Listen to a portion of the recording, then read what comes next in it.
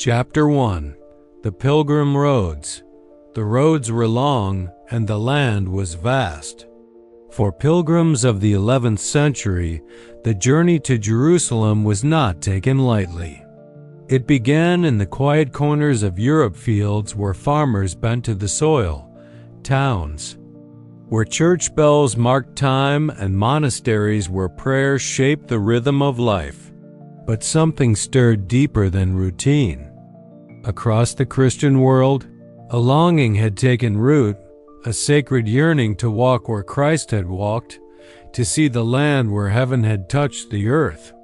Pilgrimage was no simple travel.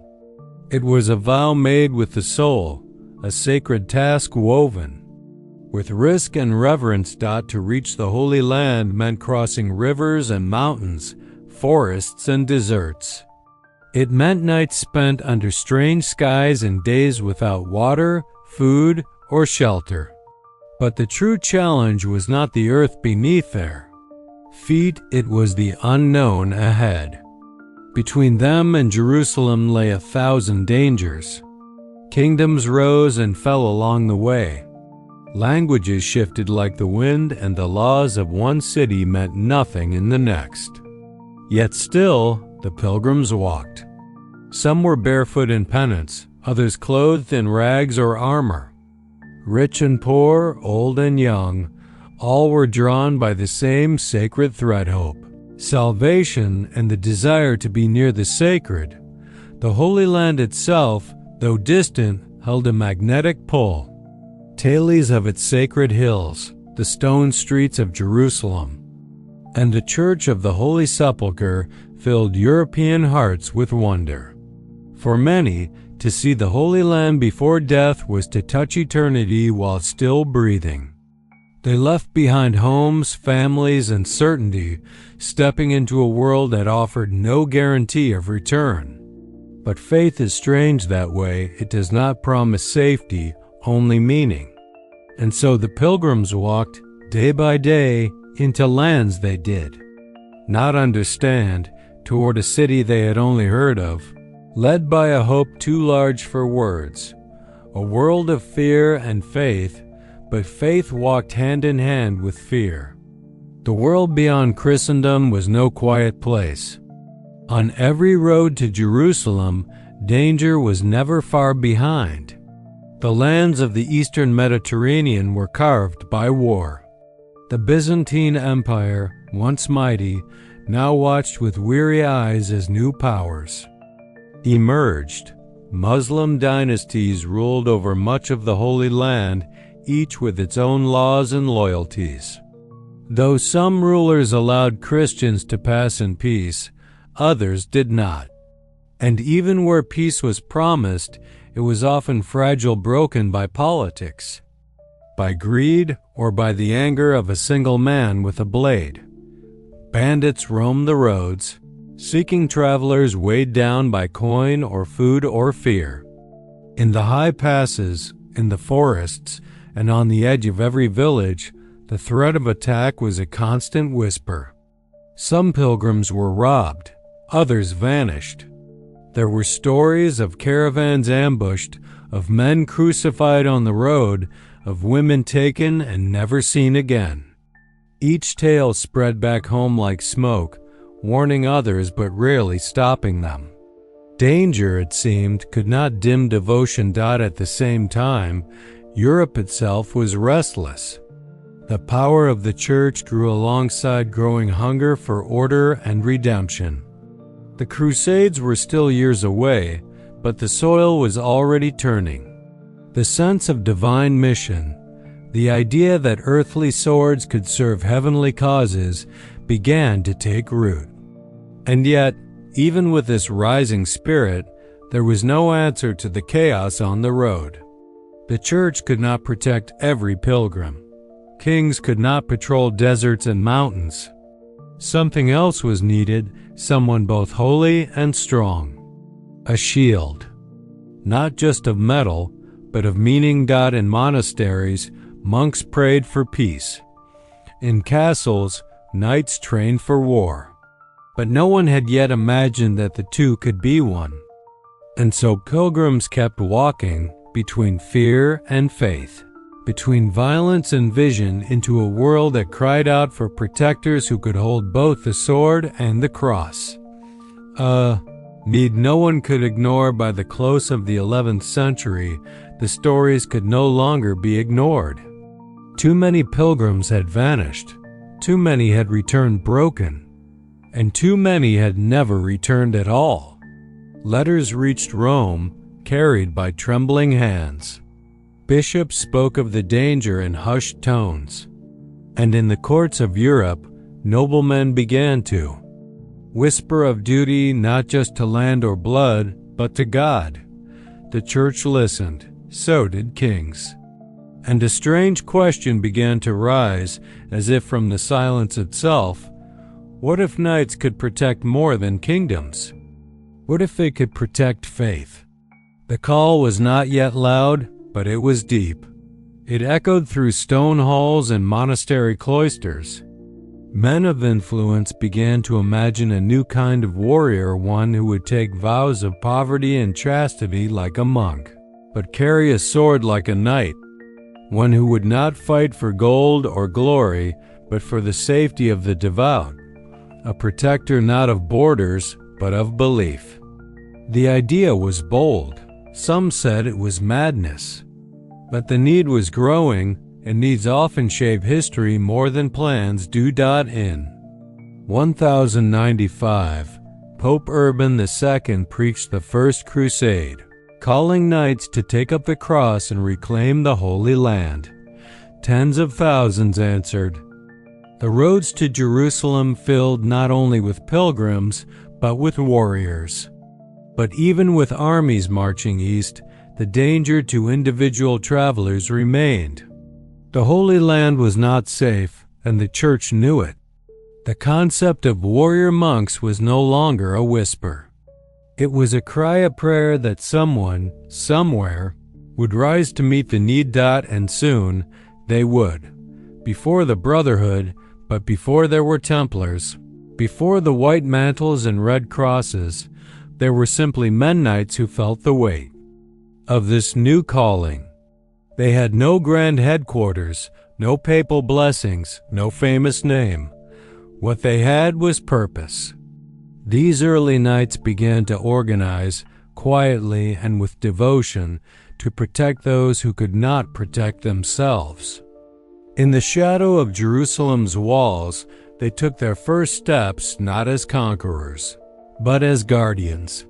The first to truly shape this movement was Hugues de Payens, a knight from France.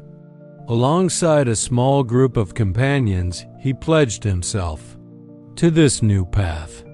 There were few, perhaps 9 in all, but their mission was clear. They would live simply. They would fight only to defend. And they would take no reward but the knowledge that they served God. They were given a place to live in Jerusalem near the Temple Mount, where the ancient Temple of Solomon had once stood. And so, without yet knowing it, they were given their name, the Poor Knights of Christ and the Temple of Solomon, the Knights Templar. But that name was still in its infancy. In these early days, they were not yet a grand order. They were pilgrims themselves, only with swords. They walked the same roads, faced the same dangers. But when bandits attacked, they fought back. When caravans stumbled, they gave aid.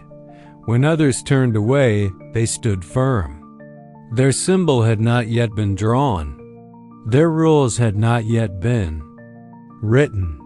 But their hearts were already bound by a code stronger than armor, a belief that holiness could be guarded, and that the road to God deserved a protector. These first years were quiet.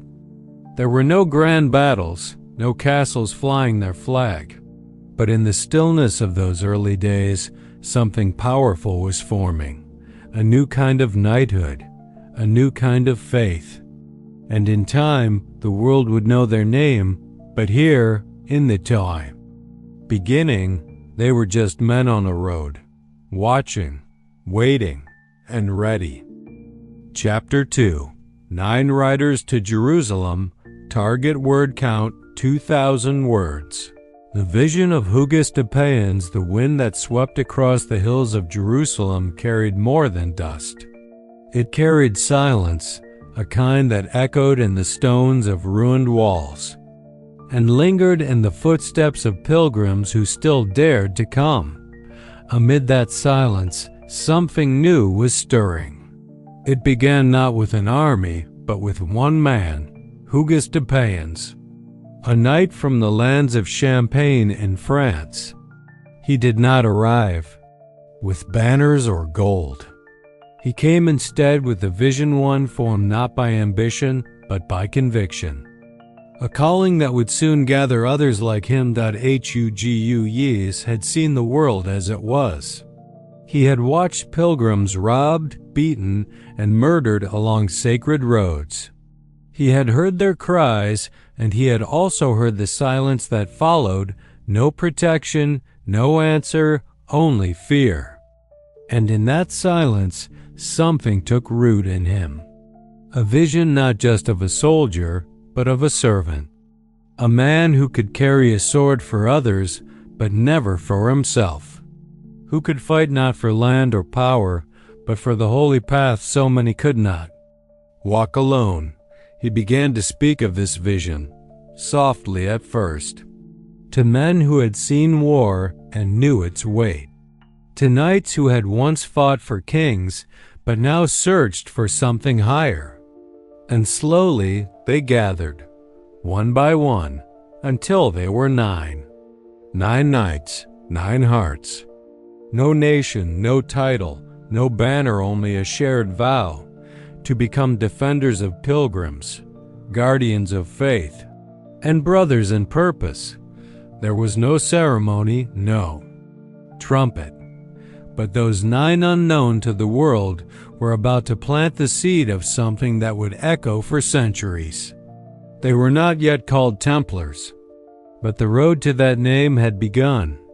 A vow beneath the cross, it was a solemn day when the 9 stood before the church. Their journey had brought them to Baldwin II, the king of Jerusalem, and to Warman, the patriarch of the city. These were not small men.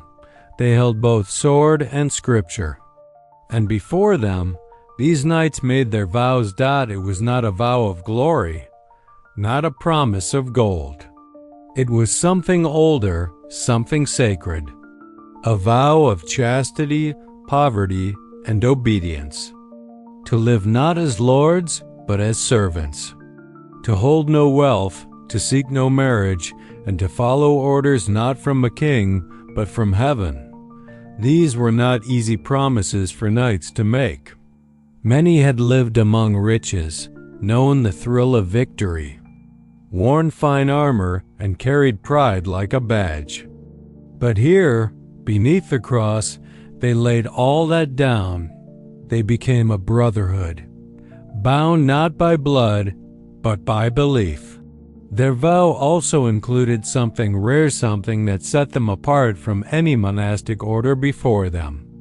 They vowed to fight, not to conquer, but to defend, not to shed blood for power, but to raise a sword so others would not be harmed. In the name of peace, they became warriors. This vow changed them, not just in title, but in soul.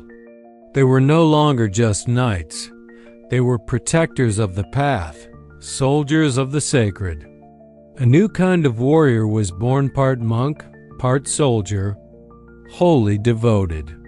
The church, seeing their sincerity, gave its blessing.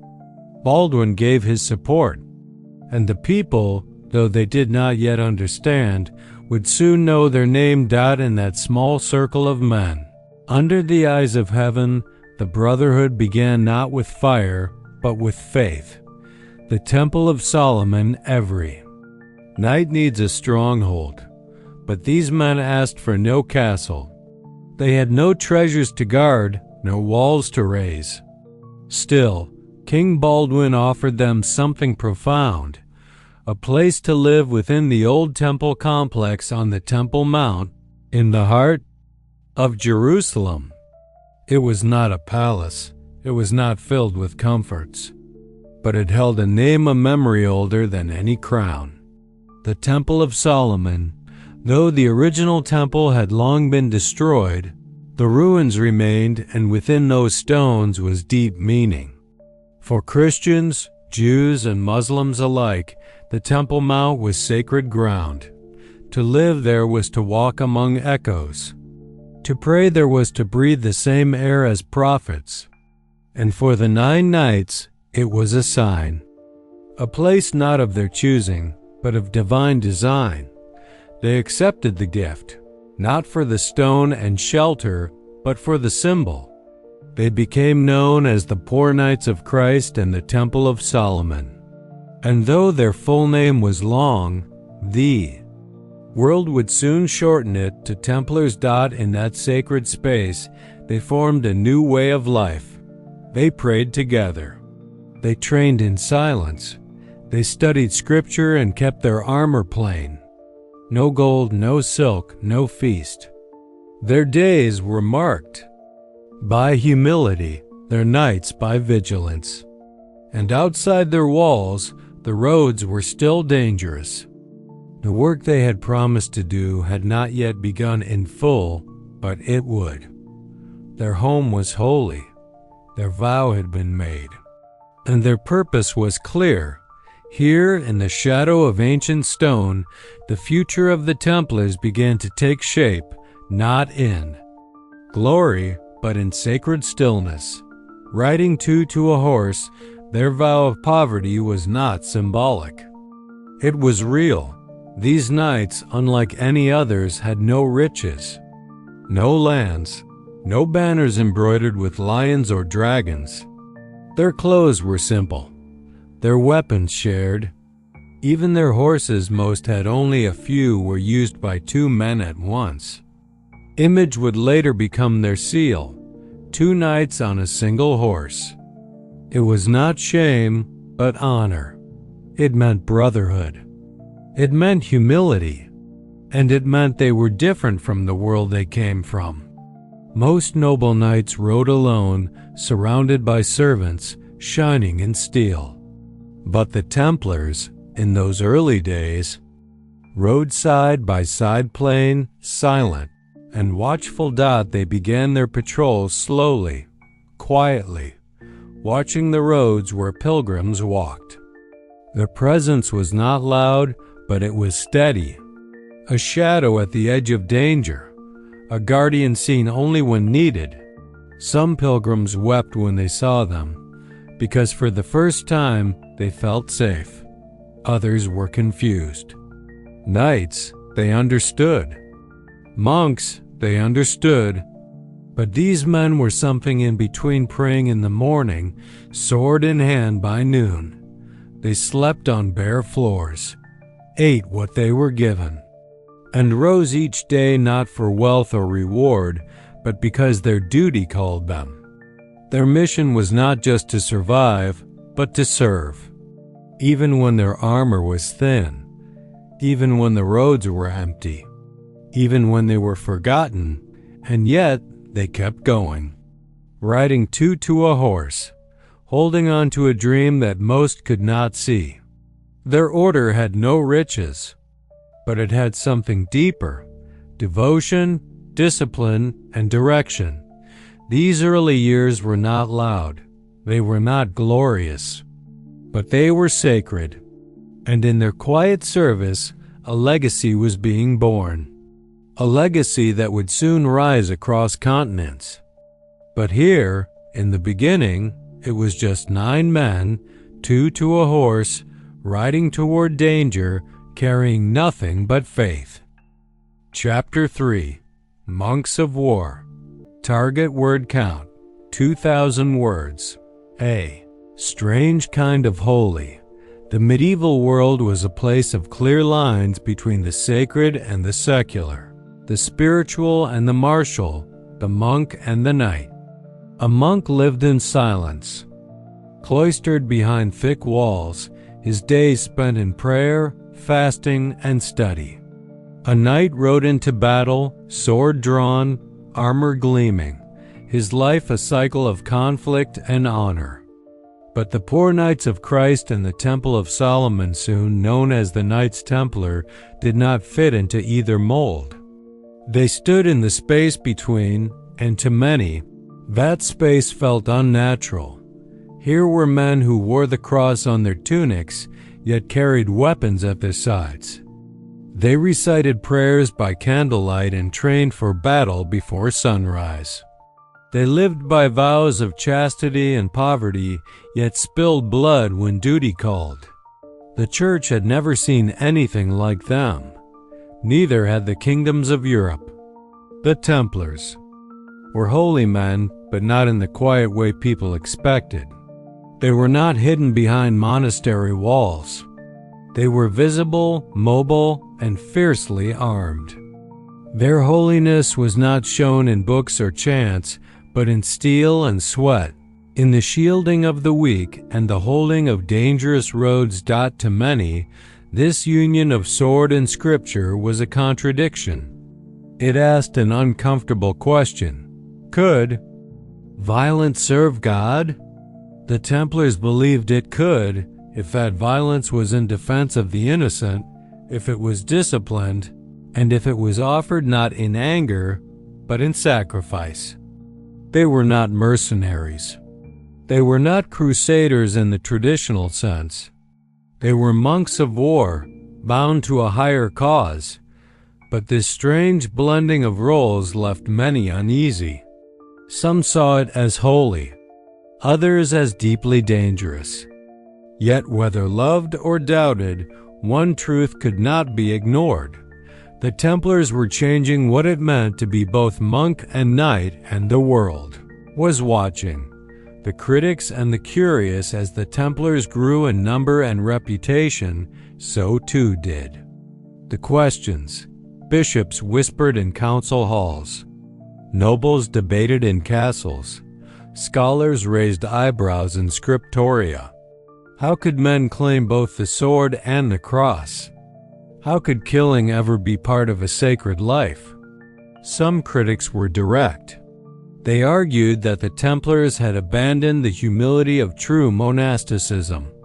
Real monks did not ride horses or train with weapons. They did not campaign across deserts or storm fortified walls. These men, they said, had taken the form of religion and filled it with pride. Were they holy defenders or just knights in disguise? Others were more cautious. They were curious. They saw the need, the real dangers faced by pilgrims, the chaos of the roads, the growing instability in the East, but they feared the example being set. If monks could fight, where did it end? Would every monastery now raise an army? Would war become holy by association? And still others admired them. 2. Some lords, the Templars, represented discipline unmatched by ordinary soldiers. They did not pillage. They did not quarrel. They obeyed their masters, held their ground, and served without complaint. Their strange blend of prayer and warfare gave them an air of purity, even mystery.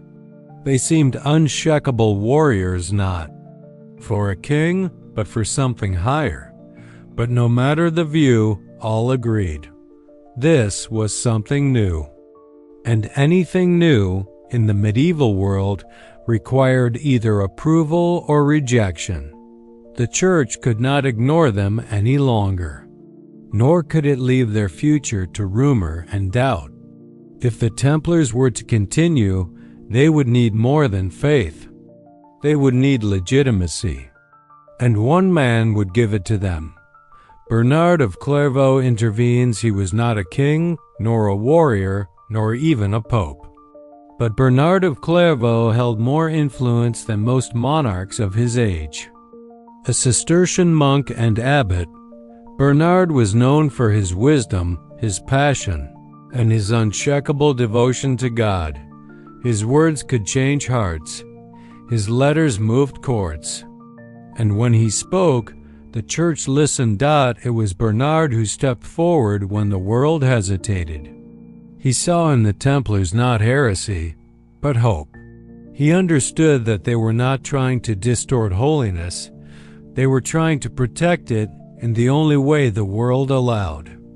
Bernard believed that in an age of violence, sometimes it was the spiritual warrior who was most needed.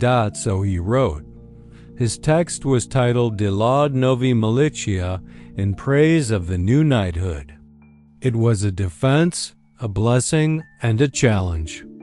In its pages, Bernard described the Templars as warriors who battled not for greed, but for grace.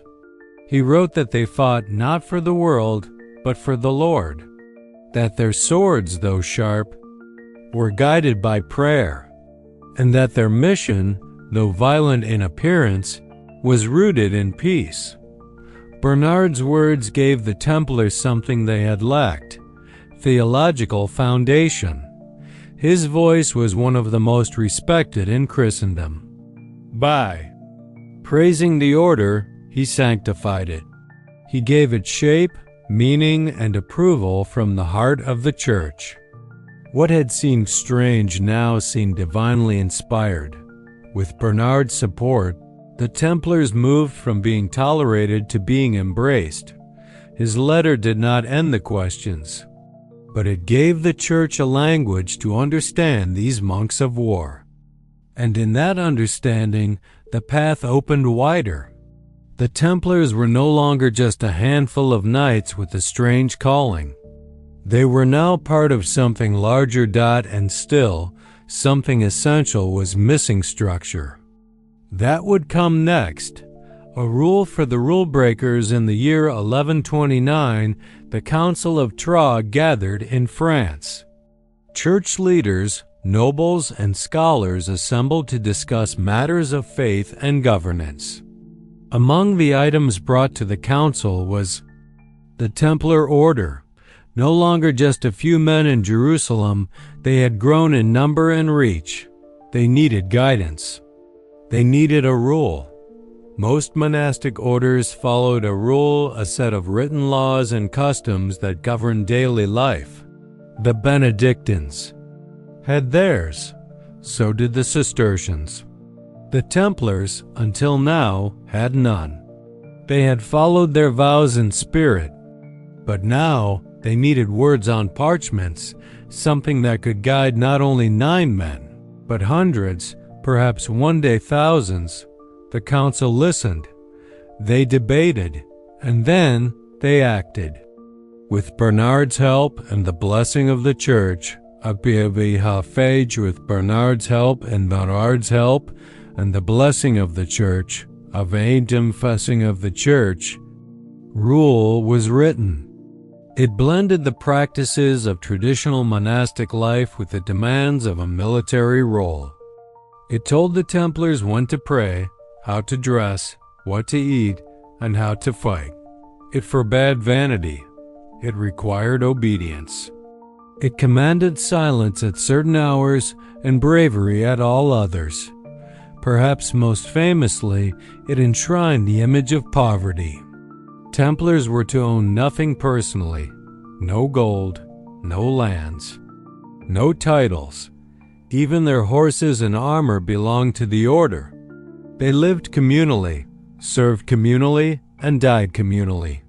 In return, they were granted spiritual protection. The Church promised them forgiveness for sins, just as it would for those who truly lived by faith.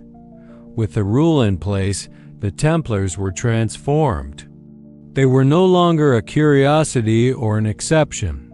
They were an official religious military order sanctioned by the Church and recognized across Europe.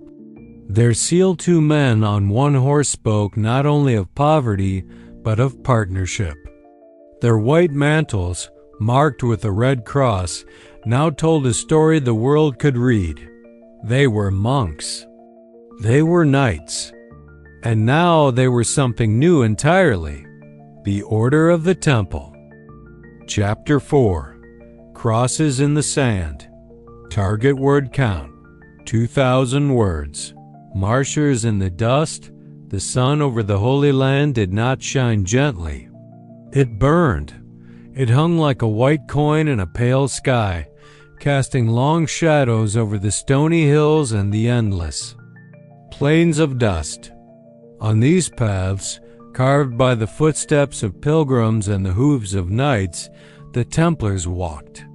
Their boots pressed into the ancient soil, their eyes fixed on the horizon. Every step was part of a promise to protect those who walked toward Jerusalem not with weapons, but with prayer. By now, the order was no longer 9 men on borrowed horses. Their numbers had grown. From the cities of Europe to the gates of Acre, men pledged their swords to the Red Cross and joined the patrols. They came not seeking glory, but a higher kind of service. Their training was severe, their discipline absolute. The road taught them that strength without restraint was useless, and that silence often walked beside danger.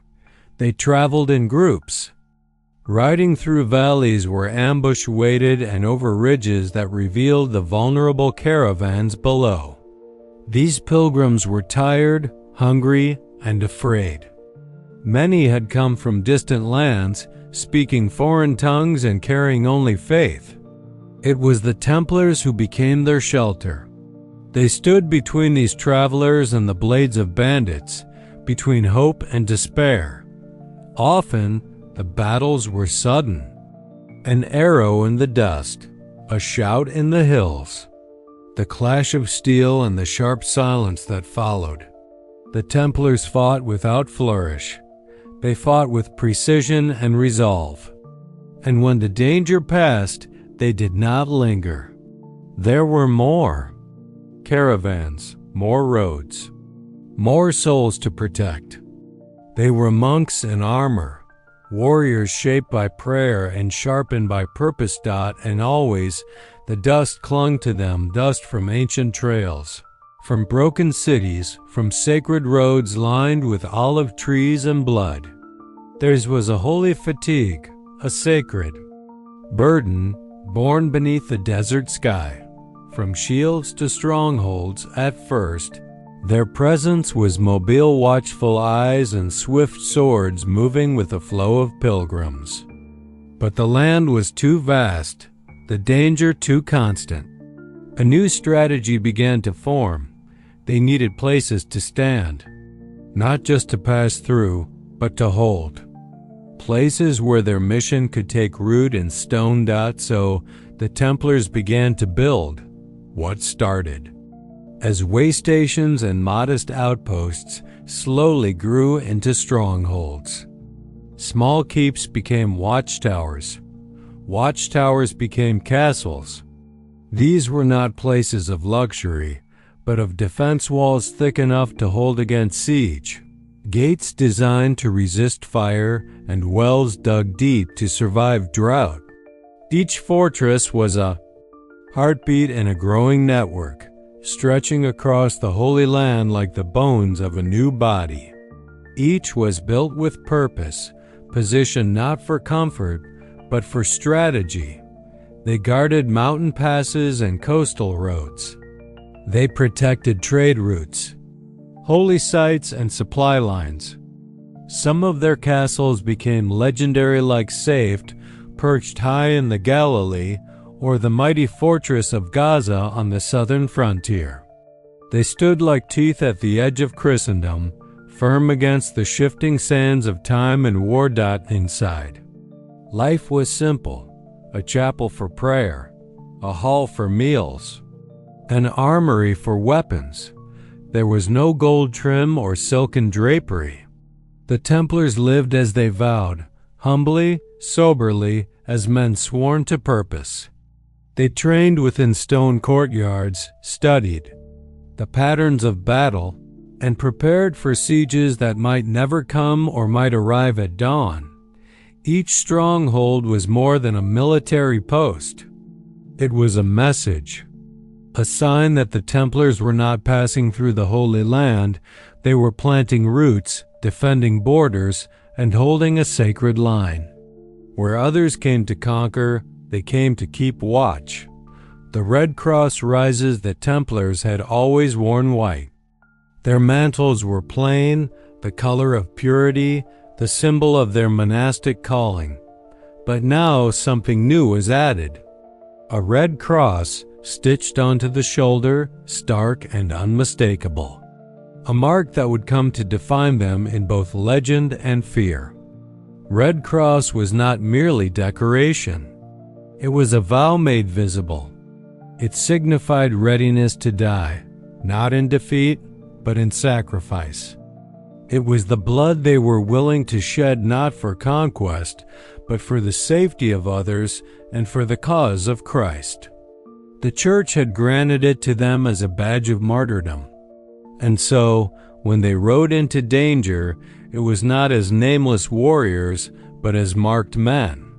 They were now unmistakably the soldiers of the temple. To their enemies, the Red Cross became a warning. It was seen from a distance on banners, shields, and cloaks. It struck fear because it meant discipline. It meant resolve. These were not undisciplined raiders or scattered militias. These were trained, sworn, and unyielding defenders who knew how to hold a line. To the faithful, the Red Cross brought hope. Pilgrims would weep at the sight of it. Merchants would whisper blessings. Kings would send letters of praise and coins of support. It became a symbol of stability in a land torn by chaos, a sign that someone was still watching the roads, still guarding the gates. And to the Templars themselves, it was a constant reminder. It was stitched close to the heart. Every time they put on their mantle, they felt it. Every time they bled in battle, it deepened its meaning. The Red Cross was not for decoration. It was for devotion. They were no longer just knights, no longer just monks. They were now symbols themselves, moving through the sands as protectors marked by sacrifice. The Eastern Flame time passed, and the tide of the Crusader kingdoms began to shift. What had once been victories turned to stalemates, and then, slowly, to losses. Cities that had flown the cross were now falling, one by one, to the rising strength of Islamic empires. The dream of a Christian East was dimming. The kingdoms of Jerusalem, Antioch, Edessa each began to fade like stars before sunrise. But the Templars remained. Where others retreated, they held their ground. Where kings argued and nobles fled, the Templars dug deeper into their stone walls and waited.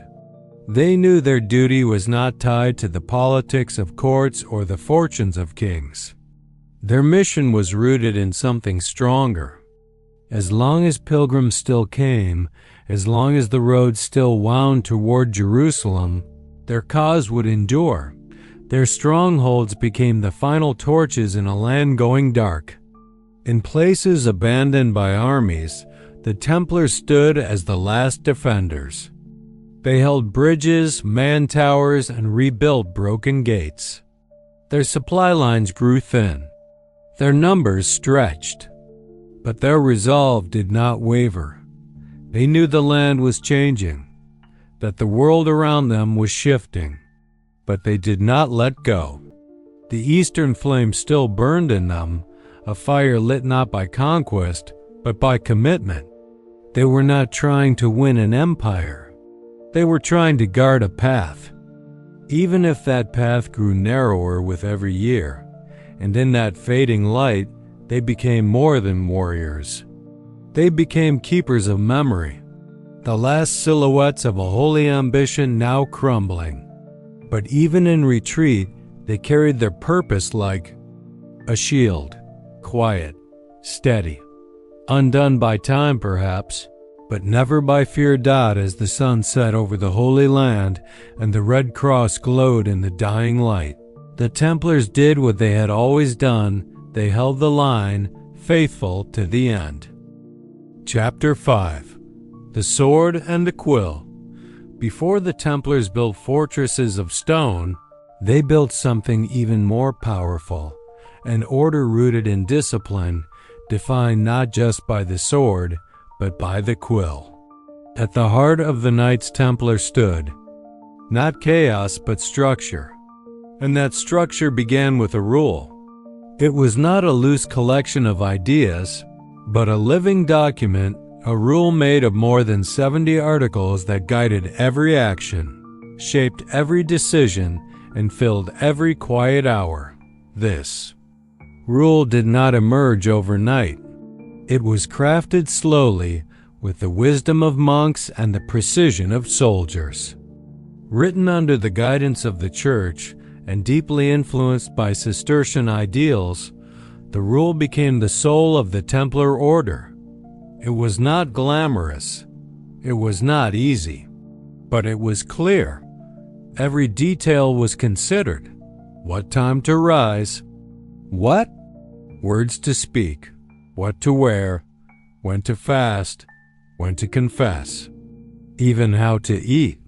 There were rules for how to greet a brother, how to mount a horse, how to sharpen a blade. Nothing was left to chance, because the Templars believed that chaos was the enemy of holiness, and that in a world of war, peace could only be found through order. Punishments were outlined with calm severity. If a knight missed prayer, he was disciplined. If he broke silence, he was corrected. If he disobeyed, he might lose his horse, his cloak, or even his place in the order. Mercy was real, but so was consequence. To outsiders, this level of control seemed almost unbearable. But to the Templars, it was freeing. The rule was not a prison, it was a path. It removed confusion and replaced it with clarity. It turned men from scattered soldiers into a single body, beating with one heart, moving with one rhythm. This was how the Templars grew, not by chance, but by design. From farm to fortress, the Templars were known for their castles, their armor, and their unshakable defense. But behind the walls, something quieter and equally powerful was unfolding. The Templars were not just warriors. They were administrators, planners, managers of land and people. Their reach spread far beyond the battlefield into the very fabric of medieval life. From England to Spain, from France to Jerusalem, the order owned land, not as lords of luxury, but as stewards of purpose. These estates, known as commanderies, were centers of agricultural production. There were fields of wheat and barley, herds of sheep and cattle, mills that turned grain into bread. They produced everything the order needed: food, cloth, tools, even wine. And what they did not use, they traded. Templar brothers managed these estates with care. Lay workers tilled the soil. Tenants paid rent. Local villagers lived near the commanderies and often depended on them. And at the top, a commander ensured that every coin and crop served the greater mission of the order. Nothing was wasted. Every field plowed in France helped fund a fortress repaired in Syria. Trade routes were mapped and guarded. Ships moved between ports, carrying wool, spices, and silver. The Templars became experts in finance, safe enough to hold the gold of kings, trustworthy enough to protect a merchant's fortune. Pilgrims could deposit their wealth in London and withdraw it in Acre. The order, in effect, built one of the first international banking systems the world had ever seen. But their wealth was never for display. Their churches were plain. Their halls were spare. Their coins were counted not for greed, but for service. And while their enemies feared their swords, those in power admired their ledgers. Because the Templars understood something rare for their time. The strength of an army begins in the soil, in the trade, in the structure that holds the sword steady. A knight's daily silence, the rhythm of a Templar knight's life, was not dictated by desire, but by devotion. Each day unfolded like the tolling of a bell, measured, consistent, unwavering. There was no room for idleness, no moment wasted. And at its core, this life was filled with silence. The day began before the sun. Brothers would rise in the dark, wash in cold water, and move to prayer. Matins, lauds, the hours of worship marked the sky, drawing the body toward the divine. After prayer came the duties, cleaning armor, tending to horses, sharpening blades. Training follow drills, sparring, endurance exercises that kept the knights prepared for the strain of battle. Meals were taken in common, often in silence, with scripture or rules read aloud while they ate. Bread was black. Wine was rationed. Meat was rare. It was a monk's table, not a nobleman's feast.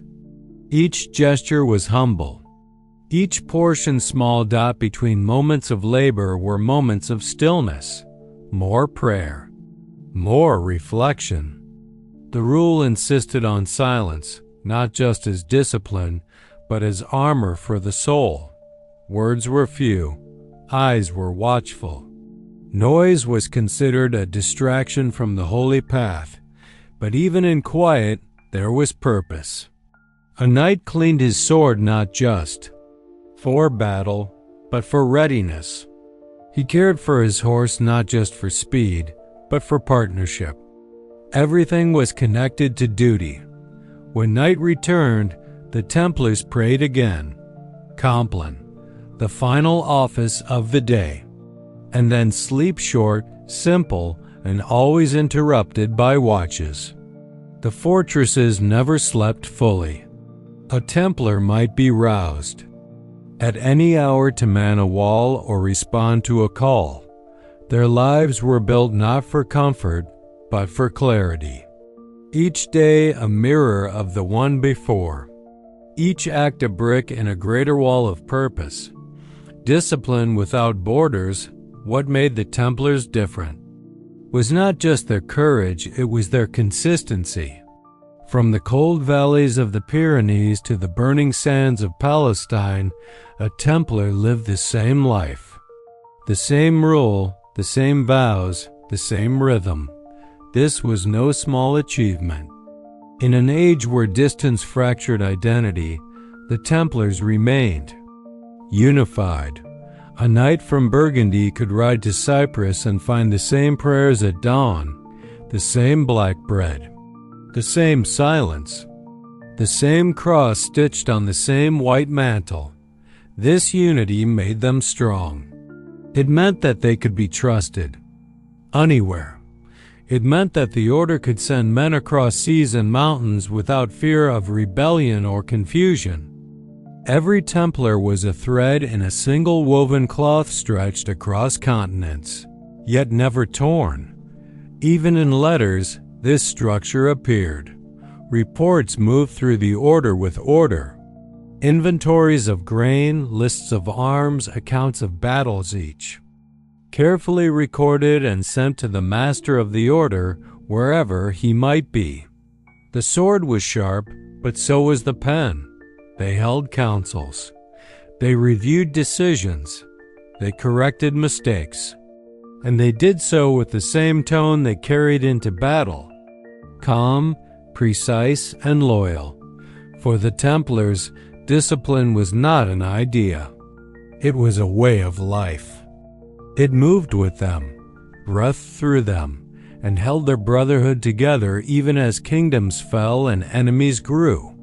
And in this discipline, they became something rare. Not just warriors of faith, not just monks in armor, but a system, a movement, a quiet force in a noisy world. As the sun set behind a castle tower, and a bell rang softly across the stone walls. A Templar laid down his tools, bowed his head in prayer, and prepared for another day unchanged, unwavering, and unseen by histories. Louder voices, yet always present.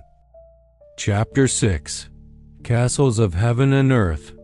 There are places in this world where time feels like it has forgotten to move, where wind whispers through broken towers and stones still hold the heat of ancient battles. These are the lands where the Knights Templar built their castles, not in the lush centers of civilization, but far away in deserts that swallowed travelers whole, on rocky coastlines where storms never slept, and in lonely hilltops that stared into endless sky. The placement was never random. Every fortress was a sentinel watching trade routes, guarding passes, protecting pilgrims. From the blistering sands of Syria to the green ridges of Portugal, these stone giants were not built to impress. They were built to last. The Templars knew that beauty fades, but strength, if shaped with enough discipline, can endure centuries. Each castle was part of a chain distant but connected, like stars guiding the faithful through the dark. In the Holy Land, they stood as silent challengers to the Crescent Banner, Chastel Blanc near Safida, the mighty fortress of Safed overlooking Galilee, and the formidable Gaza stronghold guarding the desert road from Egypt. In Europe, commanderies and outposts dotted France and Spain, more modest but just as purposeful places to regroup, train, and fund the wars of God. What united them all was their starkness. No gilded towers or marble halls, just raw stone, rough edges, and a deep refusal to fall. Their locations were chosen not just for strategy, but for testing. The harshest terrain meant the toughest defenders. A castle in the wilderness was more than shelter, it was a statement. It told enemies, we will not move, we will not break. These weren't homes. They were prayers written in stone offered to a heaven that didn't answer quickly, and enemies who didn't wait long. Engineering without vanity inside the walls, the Templar way revealed itself. Every block had a reason. Every chamber served a need. There was no place for gold leaf or decoration, only precision, angles, and control. Spiral staircases twisted clockwise, forcing attackers to expose their weaker right side. Arrow slits were narrow but wide enough to cover wide fields with deadly accuracy. Heavy gates hid behind multiple drawbridges, sometimes layered with trapdoors, and corridors that led nowhere. It was a game of deception and defense, a living puzzle of survival. At the heart of many castles were deep cisterns, often carved straight from bedrock. Water was more valuable than silver during a siege, and the Templars planned for the worst. Even their chapels, often the only place of ornament, were placed with intent at the center or highest point, always aligned with celestial markers. The divine was not an afterthought. It was built in like the keystone that held the arch.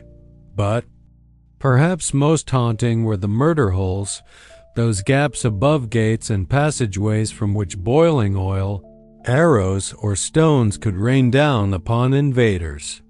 There was no glamour in a Templar castle, only function, only quiet menace. These weren't places of ceremony, they were machines made of stone, each part ready to respond with deadly efficiency. Even the walls themselves told a story. Some were doubled, forcing attackers into tight, death-filled courtyards. Others curved to deflect cannonballs, though the Templars mostly lived before the age of gunpowder. They understood an enemy would always come, even if they did not yet know the shape it would take. So they built for the unknown. They built to delay. They built to outlast nights behind the walls. Within these thick walls, life moved at a rhythm known only to those who surrendered their names for the cross. Templar Castle was no fortress of luxury. It was a monastery first, a barrack second, and a beacon last. Every knight knew his place. Rising before dawn, they gathered in the chapel for prayers, not whispered, but chanted, steady and solemn. The day unfolded in order, training, maintenance, silence. Meals were brief, eaten in silence, with readings from Scripture filling the air. Every bite, every step, every breath served a purpose. There was no idle talk. There was no vanity. The rule of the Templar demanded humility. Even the grandest fortress was to be lived in as a test, not a reward. Armor was repaired, horses groomed, weapons sharpened, all by the hands of those who would use them. Brothers slept in communal quarters, with their swords always close. Even at rest, they were at war. But there were moments, brief and quiet, when peace slipped through the cracks. A lone knight on the battlement, gazing into the red dusk. A monk knight copying sacred texts by candlelight. A young squire learning to pray not out of fear, but rhythm. Inside these castles, time did not belong to the world, it belonged to God. The stone did not echo with laughter, but it held the weight of devotion. Many who entered a Templar castle never left its shadow. Whether by duty, vow, or death, the walls became their world. They trained for battles that might never come. They prepared for sieges that might never happen. But to be unprepared, even once, was unthinkable. So they sharpened not only their blades, but their faith, their focus, their discipline. Because in the silence of stone, there was no room for softness. Only the stillness of readiness. Sacred. Geometry, and yet, for all their function, some Templar castles whispered of something deeper, something not written in manuals or carved in laws. It was in the angles of certain walls, in the positioning of chapels, and the alignment of courtyards. To the stars, sacred geometry, some called it. Others, quiet heresy. But those who stood within certain rooms felt it, a strange harmony, a quiet hum beneath the floor. Was it accident? Or was it the hand of those who saw numbers as divine, who believed that the soul of the world could be drawn in shapes? Many. Templar sites show patterns that suggest more than simple utility. Golden ratios and staircases. Stone circles hidden beneath flagstones. Crosses within octagons, echoing the shape of the Dome of the Rock in Jerusalem, one of the Templars' earliest headquarters. Some castles even aligned with solstices, casting long shadows that marked time not with clocks, but with light itself. Was this sacred design or ancient memory? Some believe the Templars kept knowledge older than Christendom passed down through. Pilgrimage, learned from Masons, whispered from older faiths. They did not worship these numbers, but they respected them. In a world of chaos, they saw in geometry the mind of God, balanced, exact, eternal. And so, some castles were more than strongholds.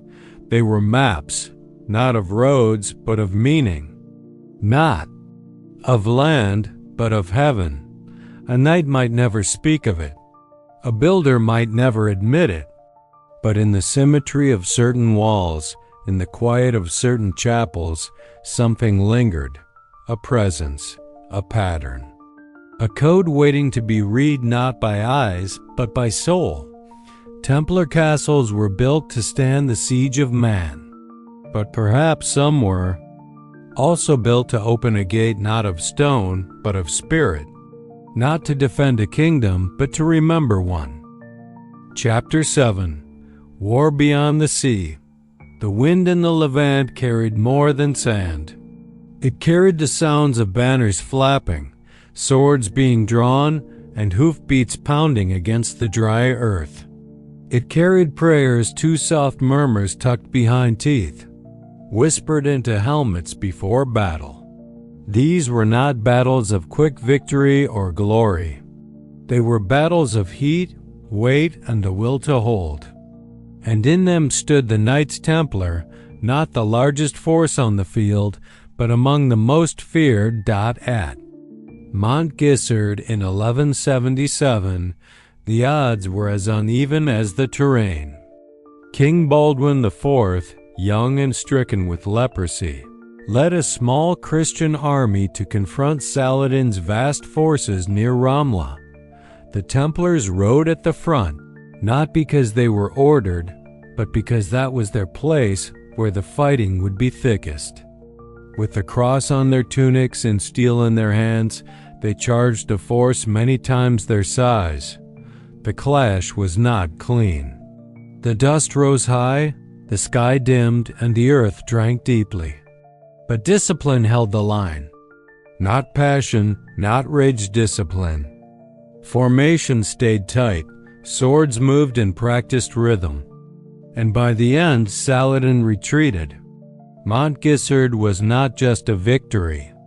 It was a lesson. Numbers could break.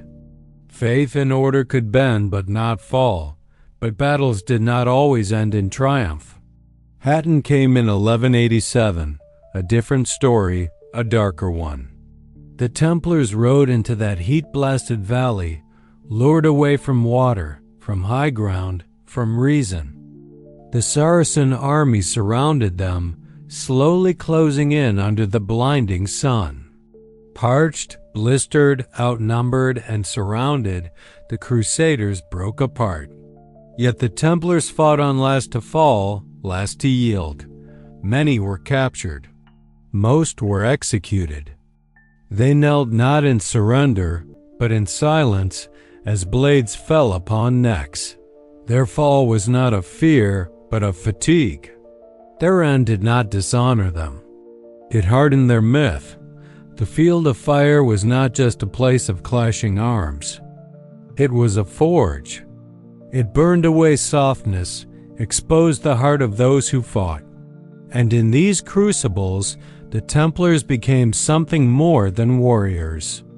They became symbols of courage, of order, of standing firm when everything else gave way. The fall of Jerusalem, the loss of Jerusalem in 1187, was not the fall of a city, it was the breaking of a sacred bond. For nearly 90 years, it had been the heart of the Crusader dream. The prize wrested from blood and hope in the First Crusade. For the Templars, it was more than a capital. It was where their mission began.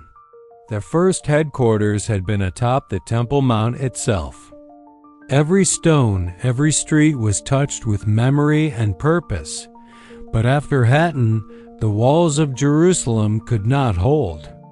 Saladin advanced with the discipline of a strategist and the vision of a unifier. His siege was not marked by brutality, but inevitability. Supplies dwindled. Morale cracked. The defense, led by Balian of Ibelin, was brave but brief. And when surrender was negotiated, it was the Templars who felt the weight most deeply. They had sworn oaths to defend the city of Christ.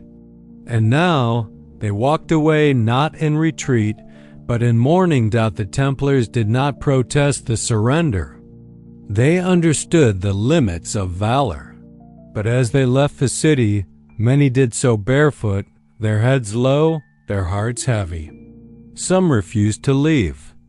Others, captured before the city fell, met the sword without fear. What was lost that day was not just ground, it was direction. The Holy Land had changed. The Crusader dream had cracked, and the Templars, once guardians of Jerusalem, became knights without a heartland. Still, they did not collapse. They moved westward, northward into the still-standing fortresses of Acre, Tyre, and beyond. They adapted. They hardened. But the fall of Jerusalem was a wound that never truly healed. The cross no longer flew above the city of its birth, and for the Templars, it was a silence that echoed louder than any battle cry. Holding the fragments after Jerusalem was gone, the Crusader states did not vanish overnight. They splintered. Acre became the new stronghold, a city by the sea, fortified with walls and walls within walls. It was here, in these fractured years, that the Templars became not just warriors, but glue. They held the fragments of the dream, together through coin, through steel, through presence. Their castles, once distant outposts, became centers of command. From the shoreline of Utlit to the hills near Tortosa, they watched, guarded, and waited.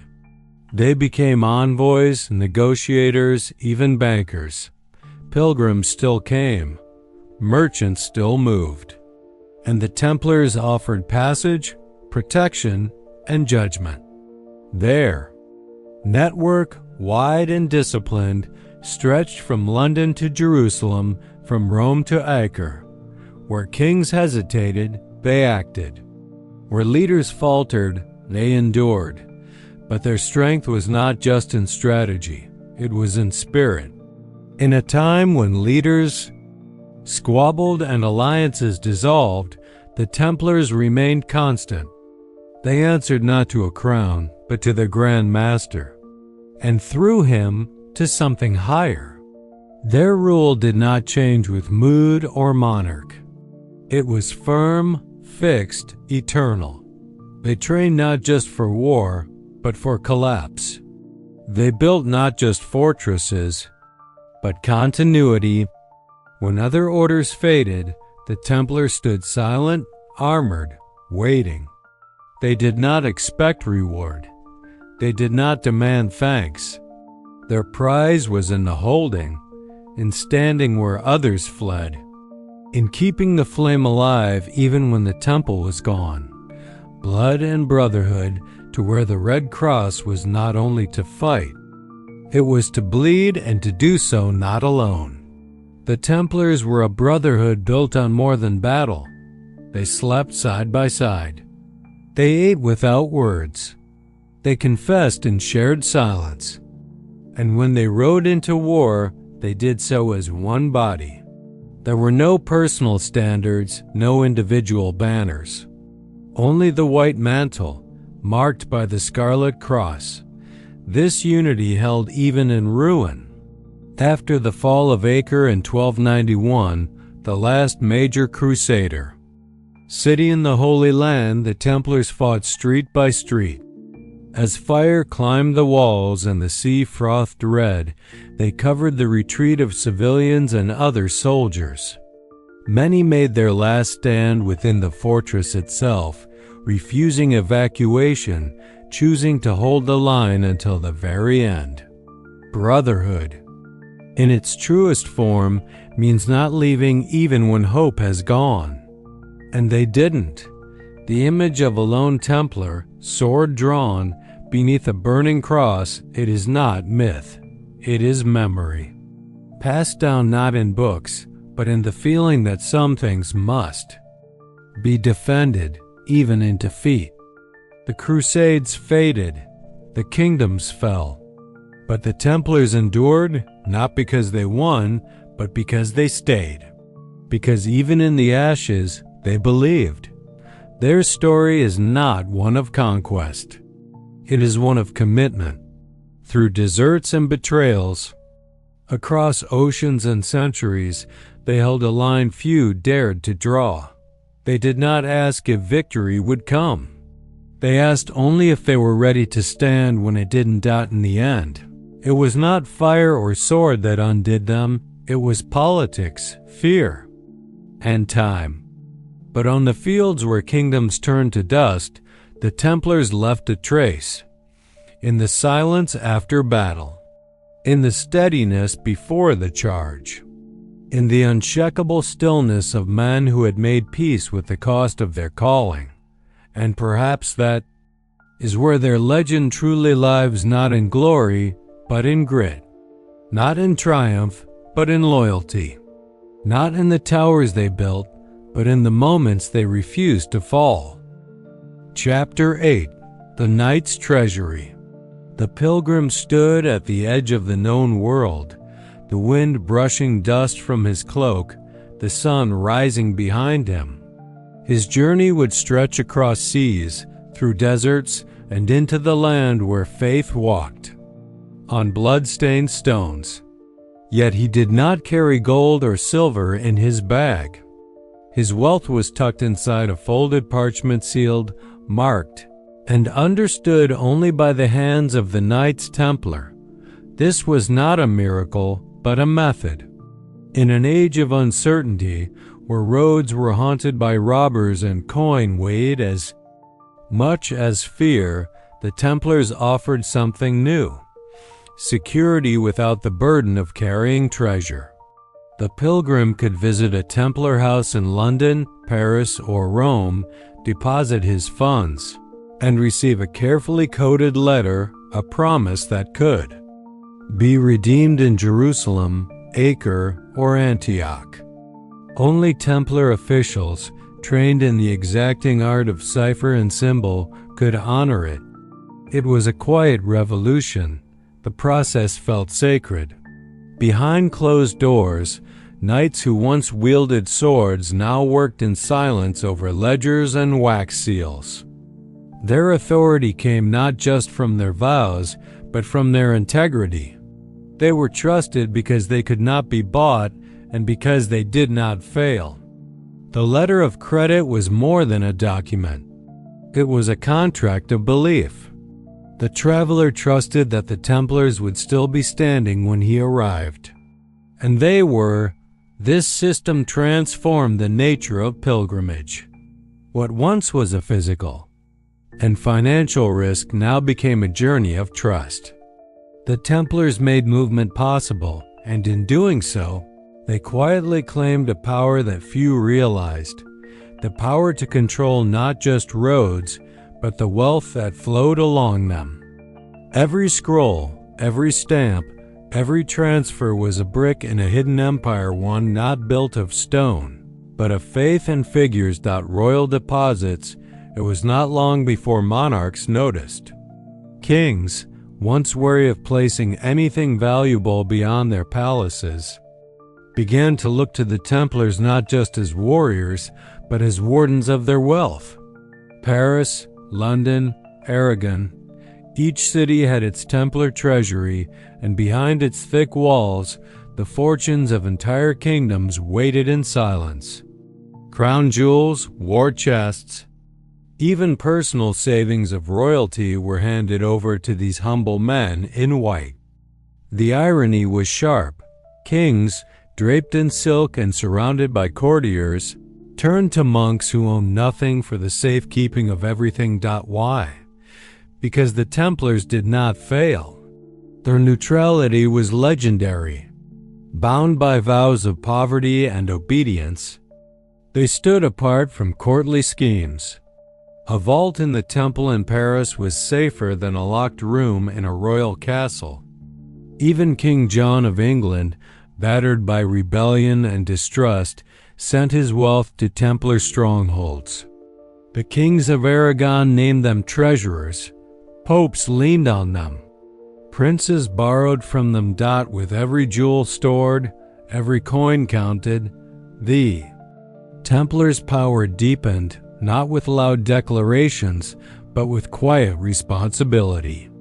They became advisors, lenders, and witnesses to treaties. Gold brought to the temple gained not just safety, but legitimacy. And slowly, Without a single battle, the Templars began to shape the very economy of Europe, yet they never displayed their power. Their rooms were plain, their books were hidden, their officials rarely spoke. The world knew they held riches beyond imagining, but no one ever saw them. What mattered was not what glittered, but what endured. The trust of kings, the stability of realms, these were earned not by armor, but by accounting counting houses behind the heavy iron doors of the temple's counting houses. Another kind of warfare unfolded, one of ink, of numbers, of silence. The halls were dim but orderly, no shouting, no chaos. Just the steady rhythm of quills scratching parchment, the soft clink of coins being weighed, and the rustle of robes as clerks moved between records. Here, discipline was not worn on the battlefield, but at the ledger desk. Each entry mattered. Each tally had to be perfect. The Templars used systems that felt centuries ahead of their time. Ledgers balanced not in guesswork, but with a precision that bordered on scientific. Entries were copied twice, cross-checked, sealed. Loss was unacceptable. Error unthinkable. It was said that if a coin went missing in Acre, it would be found again in Cyprus, or at least accounted for. This wasn't just bookkeeping. It was architecture. These clerks, many of them knights, trained in both faith and arithmetic, built a structure out of trust and data. They knew the weight of a florin, the price of a horse in Marseille, the cost of shipping wheat from Palermo to Jaffa. Trade flowed through them, not in caravans alone, but in calculations. The paper trail they maintained was as strong as any wall, and they guarded it with the same devotion. Locks protected chests. Ciphers protected scrolls. Even internal communication followed a strict pattern. It was a closed circle, airtight and deliberate. The counting houses did not just track coin, they tracked trust. And it was here, behind these quiet doors, that the Knights Templar became something more than guardians. They became the keepers of order in a chaotic world. A silent transfer as the sun set over the ports of the Mediterranean.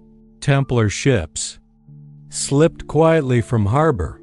They bore no flashy sails, no royal crests. They were not galleons or warships. But inside their holds, hidden among grain sacks, behind crates of wine and cloth, was the true lifeblood of Europe. Wealth on the move. And it was not the only thing moving. Caravans threaded through mountain passes, escorted by Templar riders who never slept too deeply. In silence and without ceremony, the riches of the West flowed eastward. And just as often, the treasures of the East flowed back. These were not just goods. They were signals. A bale of silk from Antioch, a chest of coin from Venice, a scroll from Tripoli. Each piece, however small, was a part of a grander web, and at its center was the temple. Their vaults in Paris were quiet, but they pulsed with movement. Shipments were expected before they left the docks. Caravans were funded before they left the cities. Gold changed hands without ever being seen. This was the brilliance of the Templar system. It didn't just store wealth, it moved it, quietly, invisibly, and with stunning reliability. The merchant who invested in the East was paid in the West. The noble who funded a crusade never had to see the coins change hands. It all moved beneath the surface, like water under ice, hidden, unstoppable. But with every transfer came risk. Pirates, bandits, corrupt officials all waited to intercept.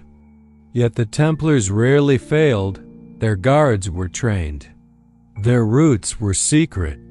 Their ledgers were guarded not just by sword, but by secrecy.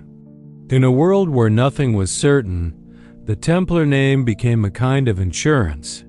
And as the years passed, their network grew not just in size, but in influence. To control the movement of money was to shape the movement of power. The Templars had no throne, no crown. But they had something more subtle. They had reach. And in that reach, they held the quiet strength of an empire few could see, and even fewer could challenge. Chapter 9. Fortresses of the Faith. Across the rolling hills of medieval Europe, the mark of the Knights Templar appeared in places far removed from the dusty heat of Jerusalem. The Red Cross flew not only over battlefields but over farms, mills, and villages that seemed to whisper the name of the order even in their silence. These were the preceptories' command posts spread from Scotland's misty highlands to the sunlit plains of Sicily. Each one was a world of its own, shaped by the land it stood on and the people it served. In England, broad pastures housed sheepherds tended by lay brothers, their wool spun into valuable cloth for trade. Farther south in Provence, rows of vines stretched along the hillsides, their grapes pressed into wine that helped fund both sword and scripture. The Templars understood something deeply practical. To fight wars and protect pilgrims, one needed more than armor and courage. One needed food, horses, coin, and a steady flow of supplies. That's why these preceptories weren't hidden fortresses, but carefully planned centers of life and labor. In Spain, many sat near rivers or roads, turning water and traffic into tools. In Germany, thick-walled houses stood near towns, offering both shelter and trade. In Italy, they often hugged the coastlines, close to ports where ships could bring news, pilgrims, and treasures from the East. While each preceptory was shaped by its geography, all followed the same sacred thread, a rhythm of purpose and prayer. Though not every brother would travel to the Holy Land, each one was part of the larger mission. Even in the quiet fields of rural Ireland or the warm olive groves of southern France, the order's reach pulsed strong. These places were not only outposts, they were seeds of faith planted deeply into the soil of Europe. Wherever a Templar house stood, a fragment of Jerusalem was alive within it. Knights and sergeants inside the thick walls of a preceptory, life followed a simple but strict order. The noble-born knights, dressed in their white mantles with the Red Cross, were easy to spot. They had taken the full vows of poverty, chastity, and obedience. These were the warrior monks, trained for combat and ready to ride at a moment's notice. Yet they did not live apart or above.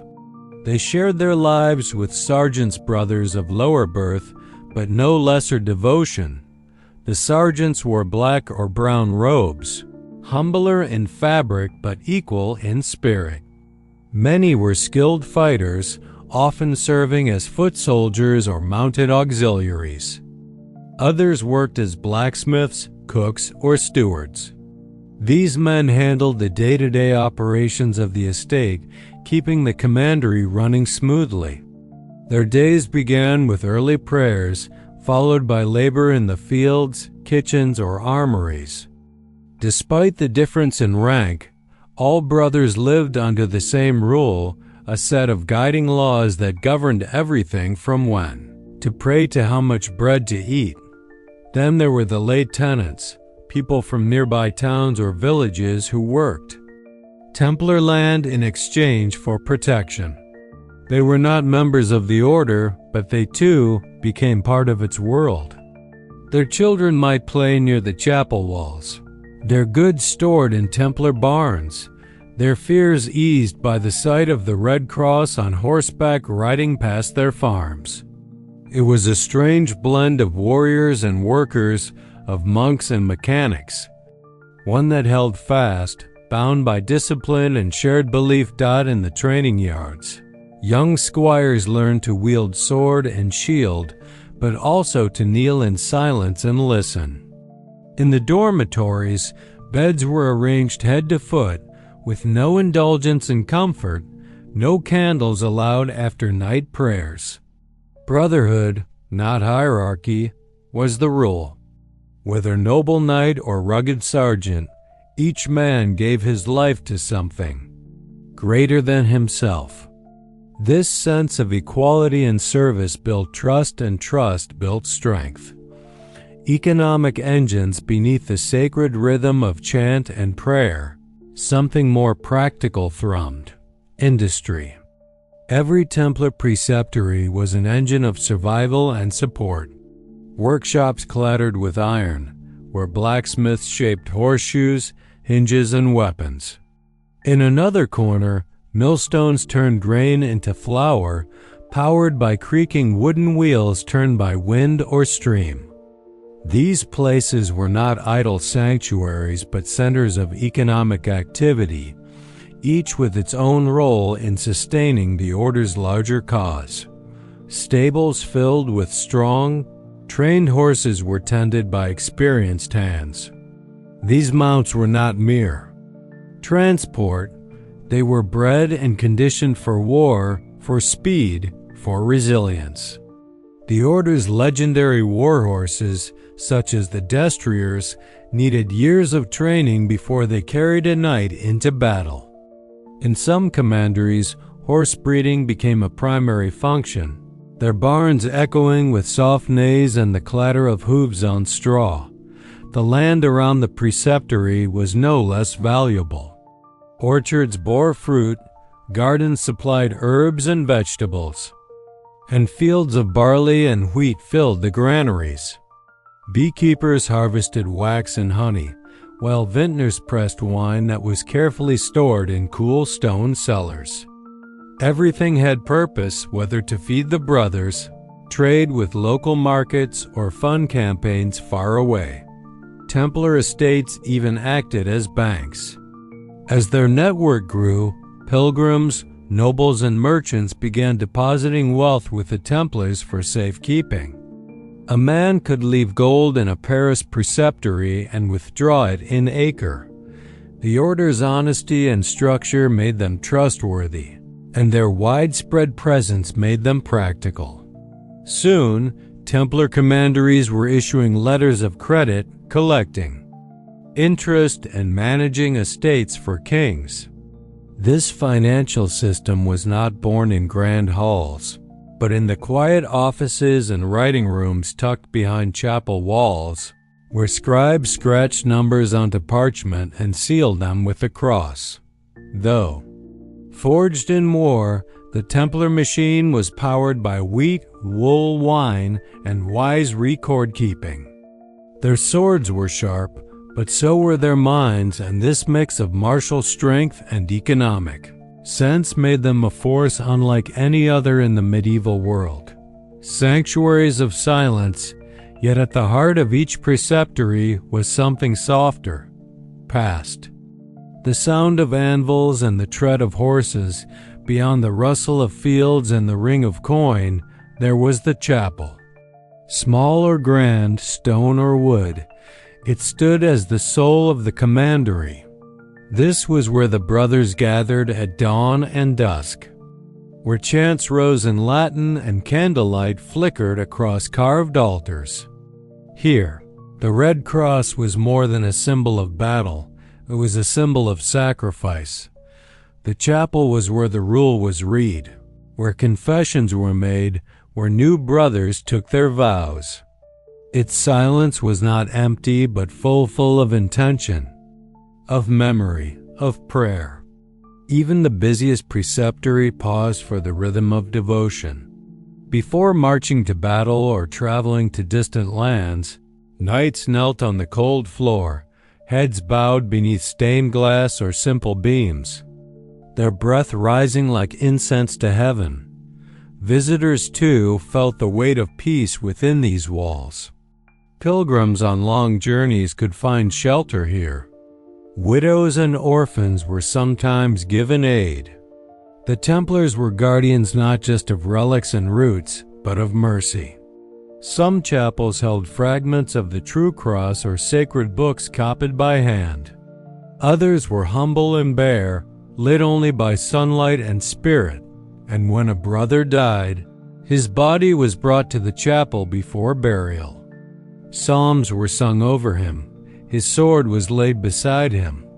There were no grand tombs or golden crowns, only the cross, carved in stone or wood, and the prayers of his brothers.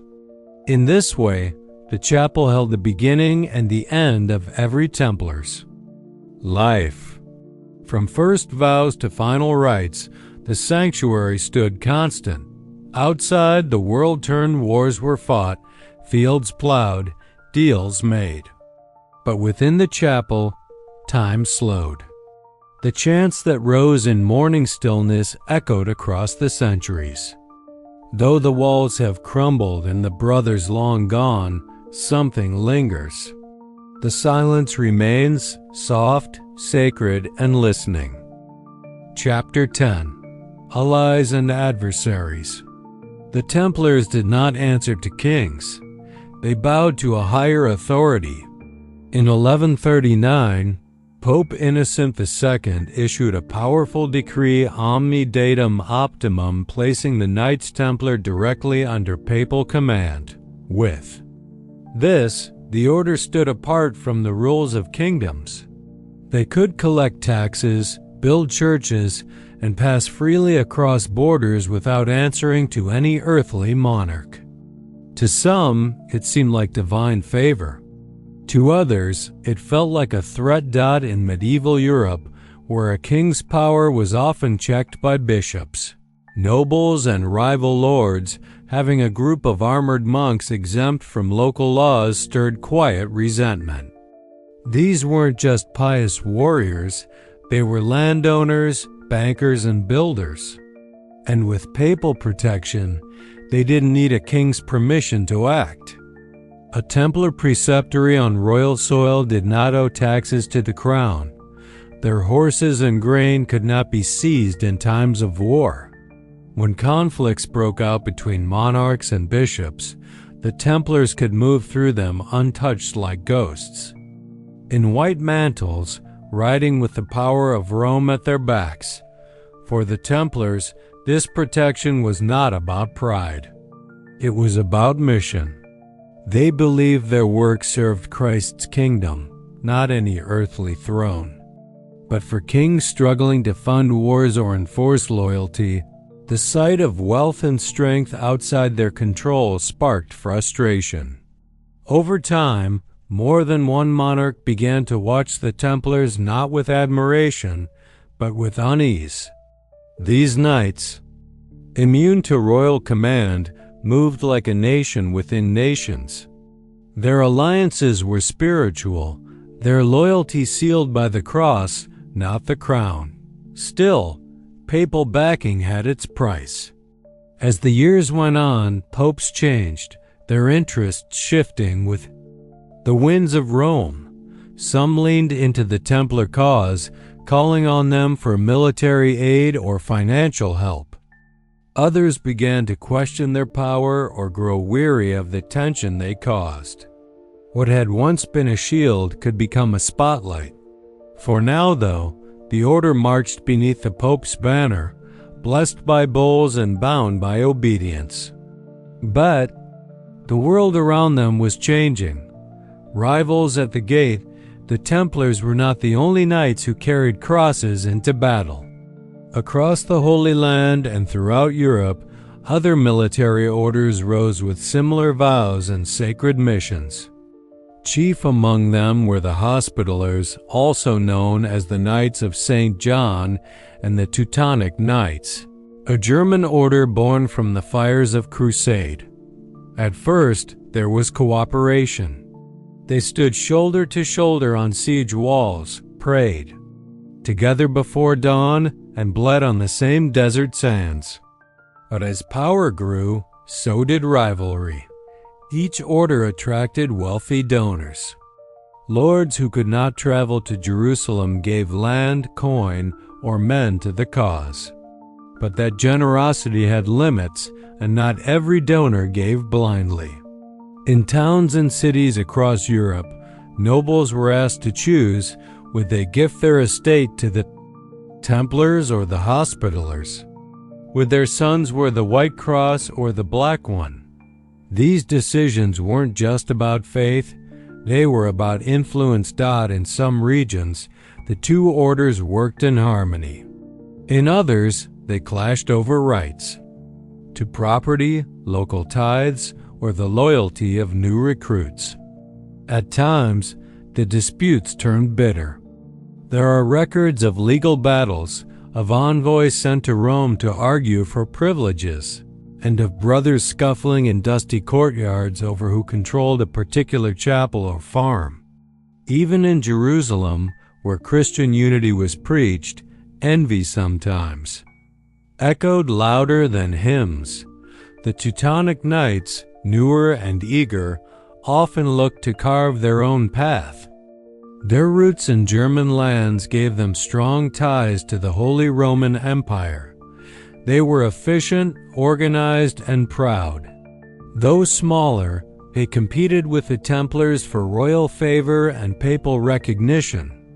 In the shadow of Crusade banners, ambition flickered.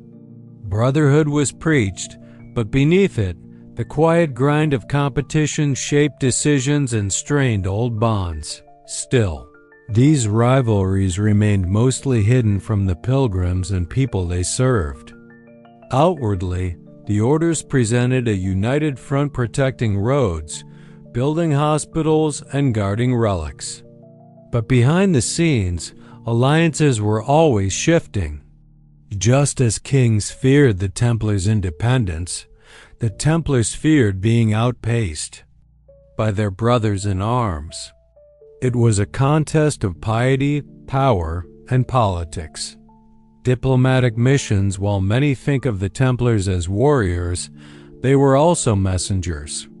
Their white mantles carried not just swords, but letters, pacts, and offers of peace. In a world torn by religion and war, the order often served as bridge builders. They had friends on both sides of the battlefield. In the courts of Europe, they spoke with kings. In the palaces of the East, they sat across from sultans. Their mission demanded more than strength. It required speech, trust, and wisdom. Some of the most remarkable stories come not from battle, but from negotiation.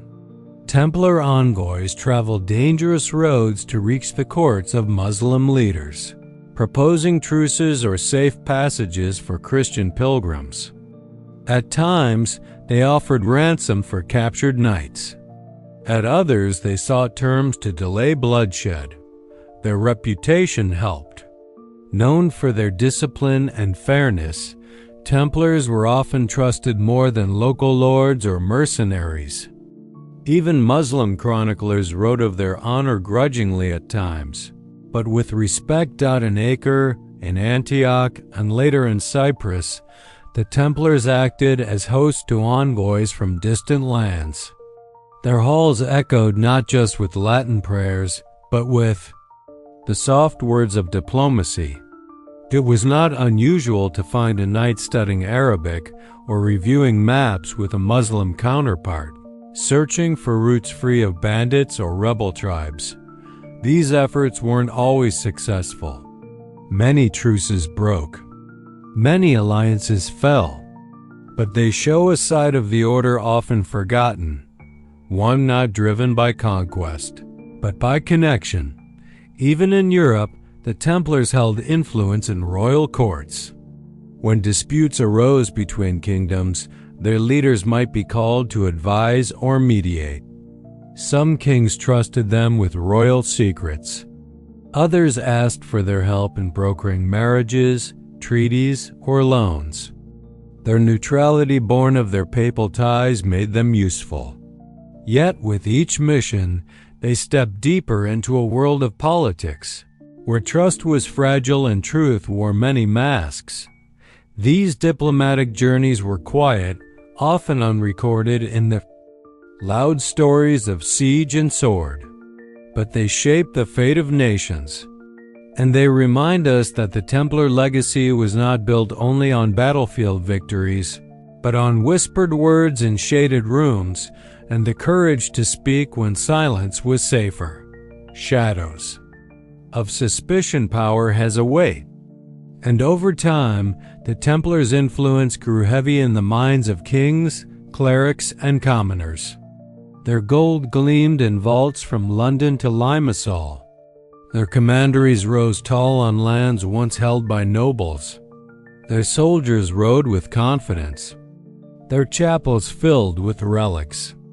And always their loyalty pointed not to crown or court, but to Rome. Whispers began to rise, first quiet, then louder. In France, some nobles murmured of hidden treasures. In Italy, priests spoke of strange rituals held behind closed doors. In Rome, eyes narrowed at how often the order was mentioned in royal letters or how swiftly their envoys crossed borders.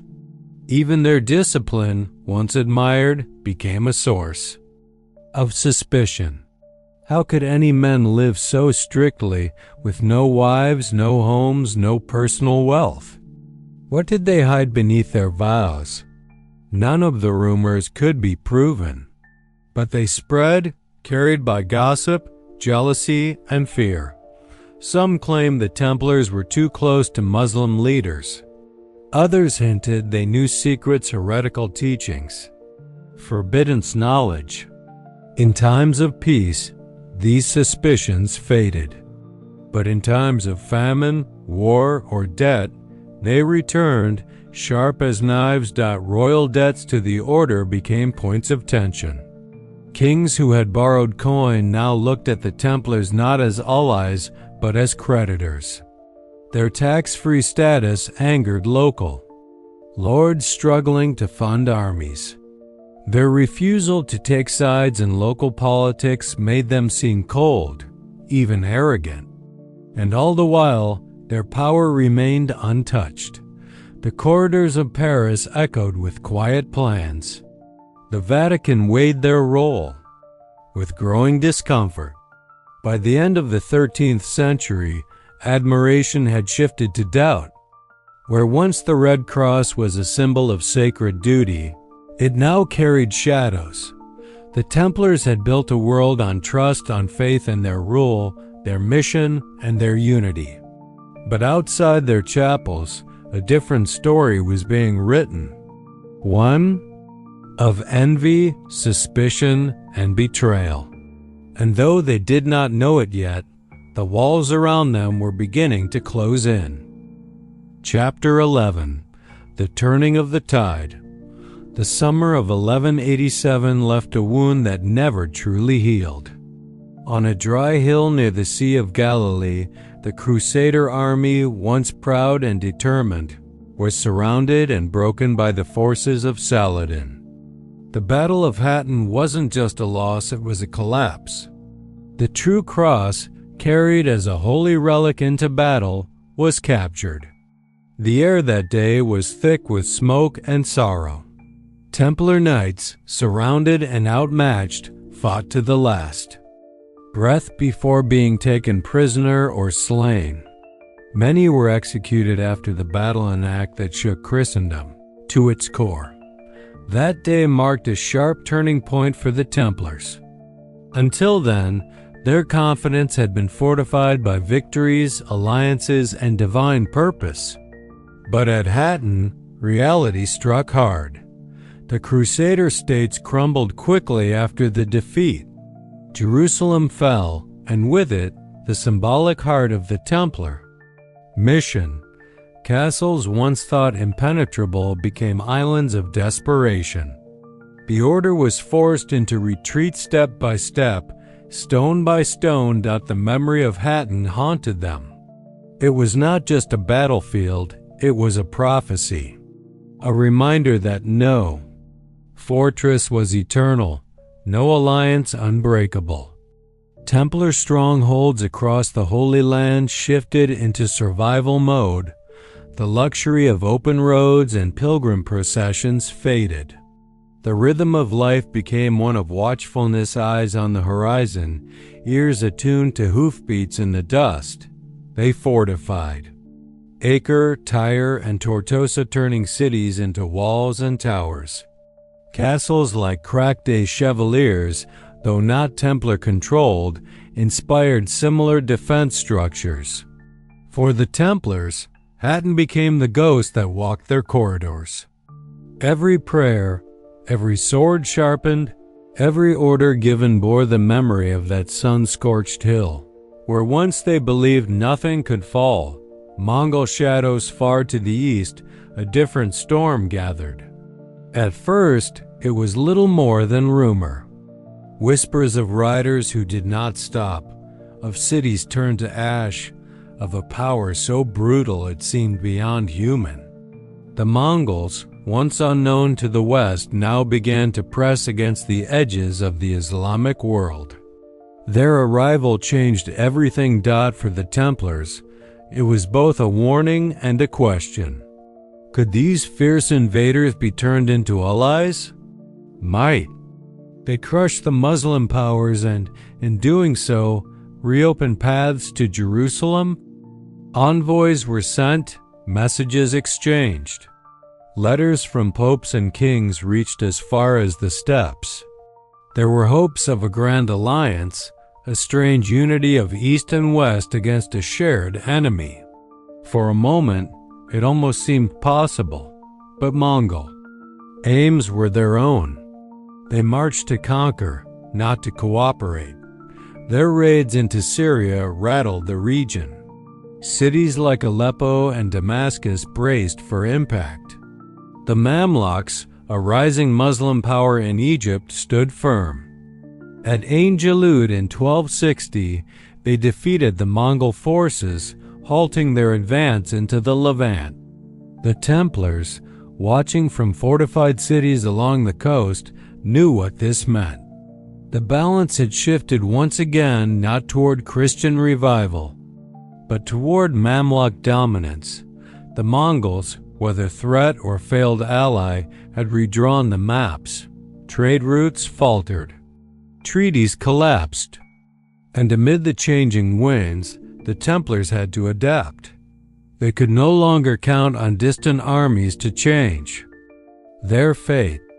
The East was growing more unified under strong Muslim rule. Crusader hopes grew thin, and the once bold dreams of reclaiming lost lands became quieter, more uncertain. In this new world, Templar castles felt more like last outposts than forward bases. The thunder of Mongol hooves had come and gone. What remained was a sense that the world around them was shifting fast and not in their favor. Coastal lifelines when the inland territories were lost, when hills and holy cities fell into enemy hands, the coast became a fragile thread holding everything together. The Templars turned to the sea not as conquerors, but as lifelines. From Cyprus to Acre, galleys moved like veins of survival, carrying supplies, messages, and men across dark waters. Templar ports became centers of motion. Ships, sleek and fast, were built for speed more than war. They carried grain from Europe, armor for soldiers, and hope for besieged outposts. In times of peace, the sea offered trade. In times of war, it offered escape. And in the long years of uncertainty, it offered the one path not yet closed by walls or swords. The order knew how to use the coast. They had learned from Venetian merchants and Genoese captains. They knew the tides, the winds, the safe harbors. In many ways, the coastline became their new kingdom, a ribbon of survival stretching across the Mediterranean. Castles like Chateau Pellerin stood as coastal beacons, their towers watching the water as much as the land. But the sea brought danger too. Pirates, storms, and sudden raids made every voyage a gamble. Still, it was better than the roads inland, where every path seemed to lead into enemy hands. The Templars adapted again. They built warehouses near docks. They fortified islands. They kept messages moving, even as the cities around them grew more isolated. These ships did more than carry goods. They carried spirit. They reminded the brothers that connection remained, that France, England, and Rome still saw them, that supplies would come, that reinforcements might still arrive. The galleys were more than wood and sail. They were threads of belief, woven through salt and foam, holding together a world on the edge of unraveling. Uneasy respite, not every year was war. Sometimes, through long talks and tired hands, treaties were made. The Templars, once fierce on the field, became patient in diplomacy. They signed peace agreements with Muslim rulers. They agreed to share cities, to respect pilgrim paths, to hold back the blade. For a while it worked. These moments of peace were uneasy. The brothers kept their armor clean. Swords remained close. Patrols still rode out each dawn.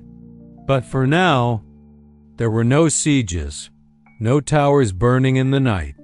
In places like Acre, life returned, shops opened, bells rang, children played near chapel walls. It almost felt normal, but the Templars knew peace in the Holy Land was fragile. It was a flickering candle, easily blown out. Treaties rested on shifting sands, on rulers who could die suddenly, on cities where one insult might start a riot, on faiths that still saw each other through wary eyes. The brothers prayed harder during these times, perhaps because they feared how fast it could all vanish. Within the commanderies, there was quiet preparation. Horses still trained in courtyards. Grain was stored. Walls were repaired. The order never truly relaxed. They had learned too much from Hatton, from betrayals, from broken promises. Peace was a pause, not an end. Even in Europe, where the Templars held lands and wealth, there was talk of new crusades. But the old fire was fading. Kings were slower to commit. The people, wearied by taxes and travel, looked inward. In Rome, the church struggled with its own troubles. And while prayers for Jerusalem still echoed in stone halls, fewer answered the call. The Templars stood at the edge of an era. Their fortresses still stood. Their ships still sailed. Their names still carried weight. But beneath the surface, the tide had shifted. The world they had been built to defend was fading. And though they stood ready as ever, the path ahead was clouded with dust, doubt, and a coming storm. Chapter 12. Seeds of Doubt. By the dawn of the 14th century, the Templars still stood tall, respected, wealthy, and spread across kingdoms. Their commanderies dotted the countryside like silent sentinels. Their vaults held coin, land deeds, and royal promises. But behind closed doors in Paris, the air was changing. King Philip IV, known as Philip the Fair, sat on a throne strained by war debts and political unrest. France's coffers were nearly empty, and the golden glimmer of Templar wealth had not gone unnoticed. Philip had borrowed from the Templars more than once. Like many monarchs of the time, he saw them not only as holy warriors but as bankers. Their network, stretching from Cyprus to Castile, made them ideal for managing funds, transferring riches, and financing crusades. But now, with the Holy Land lost and the crusading spirit fading, Philip began to question whether the Templars' power served France or threatened it. He was not alone in his suspicion. In the royal court, whispers stirred. The Templars answered to no king, obeyed no secular law, and held lands exempt from taxes. They moved like a sovereign order within another man's kingdom. To Philip, that autonomy was intolerable. And so, behind marble walls and velvet curtains, a plan began to take shape. It would not be a battle fought with swords, but with paper, politics, and accusation. The king began to plant seeds of doubt. Quiet rumors of heresy and corruption were passed to bishops, monks, and scholars. Letters were sent to Rome, raising concerns about the order's secrets and spiritual purity. And all the while, Philip's own debt to the Templars hung heavy, an invisible chain he wished to break. If their reputation could be broken, their assets could be seized, and France's king could fill his treasury, not with borrowed coin, but with what he saw as his due. Midnight trials. It began before dawn on Friday, October 13th, 1307. The date would echo in history, cloaked in superstition. Across France, Templar houses were stormed in silence. Soldiers moved through fog and moonlight, slipping past chapel doors and dormitory walls. They came not with warning, but with royal orders sealed. Signed and final. Knights were dragged from their beds, their robes still folded from prayer. Some resisted, others stood in shock. Chains were clapped onto wrists that had once held swords in defense of Christendom.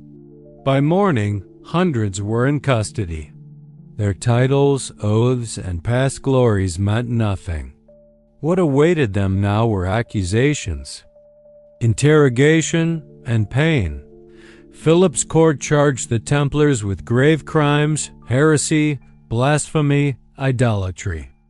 It was said they spat on the cross, worshipped false gods, and practiced forbidden rites.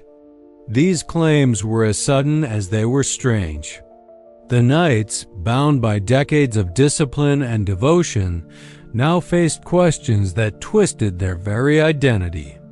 Trials were not fair. Torture was used freely. Under duress, some confessed to things they had never done out of fear, confusion, or sheer exhaustion. These confessions, copied by scribes, became the king's proof. He showed the world that even the holiest orders could fall. And with Rome wavering in its support, Philip's momentum grew. Many of the arrested knights recanted their forced admissions when the pain stopped. But it didn't matter. The machinery had been set in motion. The trials moved from town to town, court to court, spreading not truth, but fear. Innocence had little defense against suspicion when suspicion served the crown. For the Templars, once proud protectors of pilgrims and cities, these trials were a living nightmare. The silence of their chapels was replaced by the crack of whips and the murmur of judges. The white mantle, once a symbol of sacrifice, now marked them for shame. Heresy in the halls. As the trials unfolded, so did the stories. In taverns across Paris, men with ale-stained lips claimed to know what went on behind Templar walls. They spoke of black masses lit by flickering candles, of strange rituals, of devils kissed in the shadows. None had seen it, but all had heard it. And in a world where fear walked easily beside faith, rumors became reality in the minds of many. Even among clergy, doubt took root. Some monks, envious of the Templars' land and privilege, added fuel to the fire. They wondered why these knights lived in such wealth, why they held secrets so closely. They questioned why they had not reclaimed Jerusalem. Had they turned inward? Had pride overtaken purity? The accusations darkened with each retelling. Sodomy, idol worship, secret oaths sworn to false powers, each claim more outlandish than the last. The strangest tales told of a bearded head, kept hidden and revered, known only by whispered names. No one ever found it. But in a time of fear, the absence of proof often served as proof itself. Behind all this stirred deeper forces: envy, political gain, the shifting needs of a church and crown struggling to define themselves. The heresy charges were not rooted in evidence, but in the opportunity they gave to break a powerful institution without open war. The Templars had always been secretive. Their rules, their rituals, their hierarchies, all had been designed to protect the Order's mission and its unity. But in this climate, secrecy looked like guilt. Silence became suspicious. And every unanswered question became another stone thrown at their name. The public, caught between curiosity and fear, turned cold. Where once pilgrims kissed the cross stitched into the Templars' cloaks, now they turned their faces away. Respect dissolved. Trust thinned. And the halls where hymns once rose now echoed with doubt, a crack in the wall within the Order itself. The pressure began to show. For years, the Templars had been united not just by rules and routines, but by belief. They had trained together, prayed together, bled together. But under arrest and isolation, that unity began to break. Some brothers still held fast to their vows, refusing to confess even under pain. Others, weary and alone, began to question everything. Why had their leaders not warned them? Why had the Pope not protected them? Had they grown too proud, too distant from their mission? In cold cells, doubt crept in. Not all, but some began to see cracks in what once felt like stone. Faith that had carried them across continents now trembled beneath chains. Their lives had been given to something they believed would stand forever. Now it was being dismantled piece by piece, by words, not war. Even the Grand Master, Jacques de Molay, arrested in Paris, struggled to hold the center. At times he defended the Order with boldness. At others he bent under pressure. His final words would echo in history, but in those quiet, uncertain days, his voice could not reach every brother in every prison. Some commanderies abroad hesitated. In England, Portugal, and parts of Germany, the trials met resistance. But the center had been struck, and with each passing month, more kings aligned with Philip's will.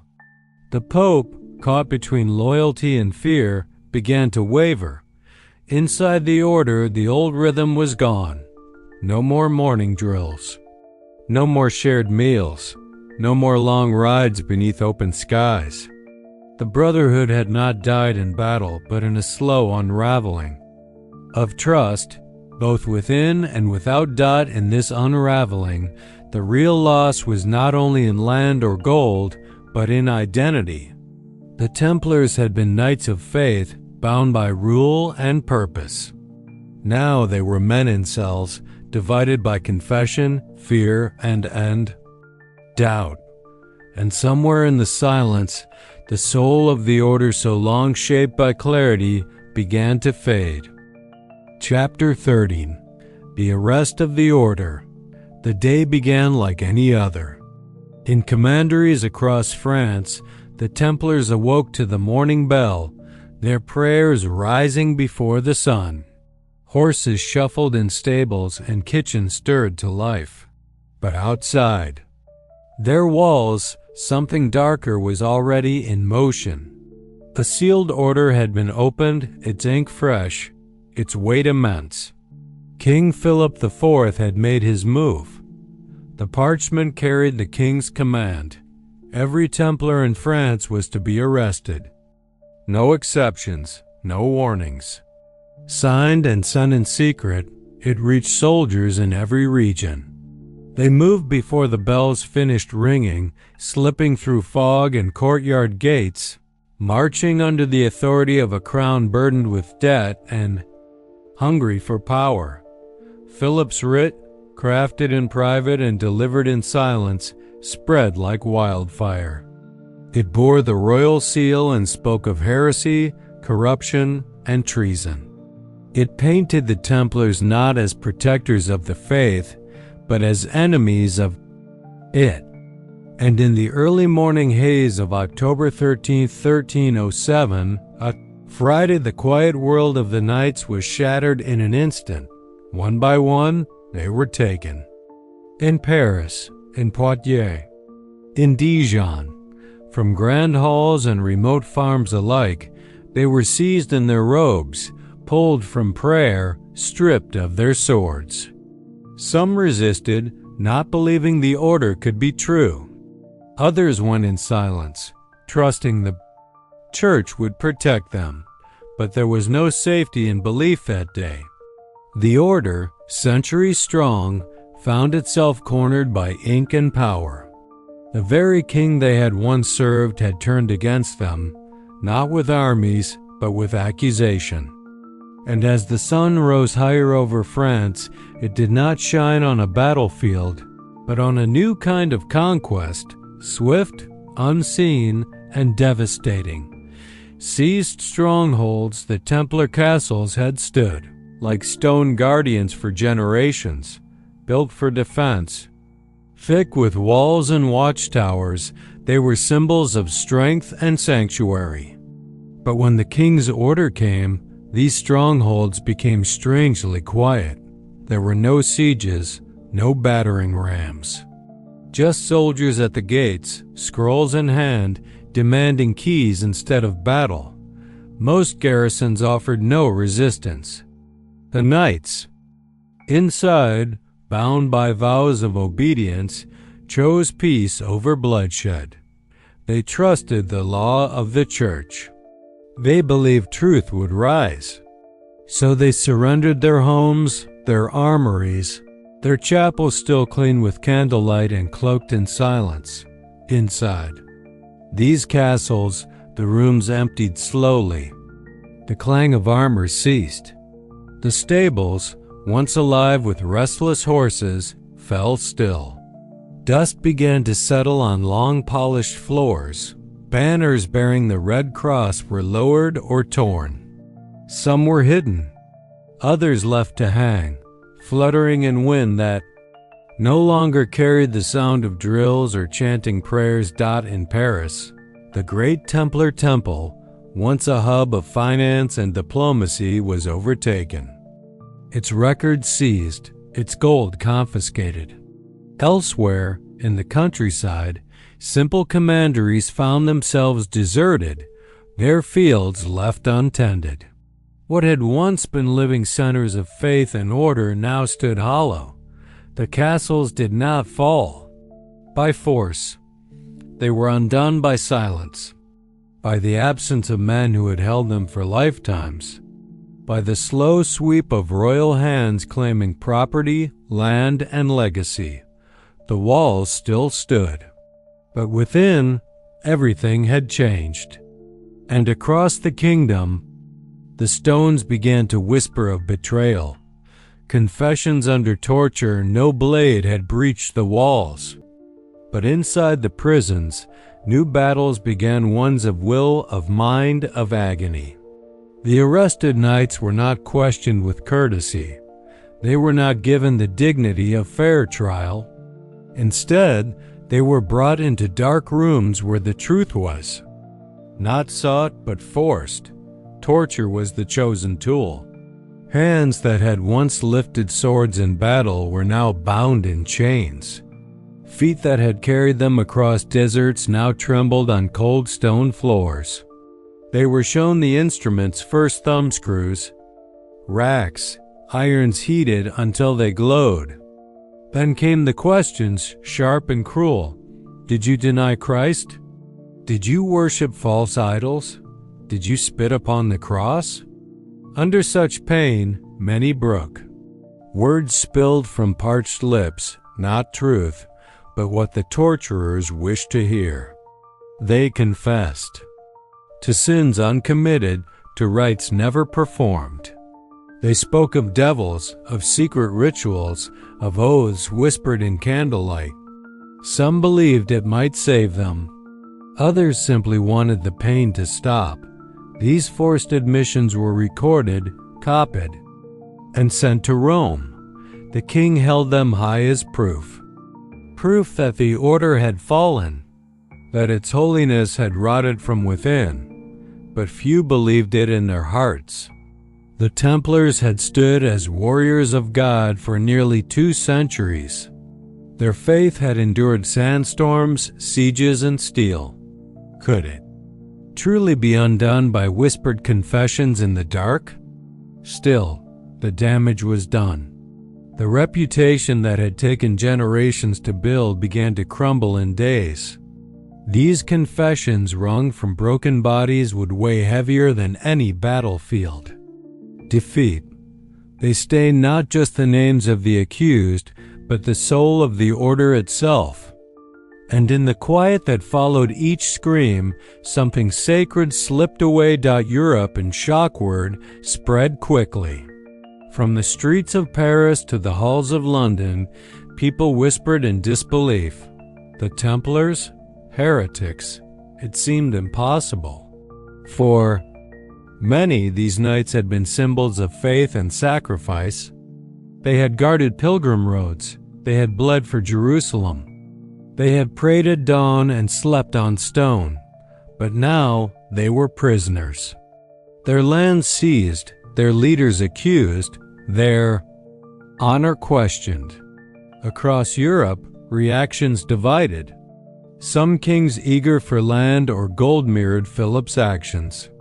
Others hesitated. In England, Edward II resisted at first, defending the Templars' service. In Germany and Portugal, the accusations were met with doubt. Even in Rome, Pope Clement V struggled. He had not ordered the arrests, but he soon found himself drawn into their tide. The Church stood at a crossroads. If it defended the order, it risked opposing a powerful monarch. If it yielded, it betrayed its own protectors.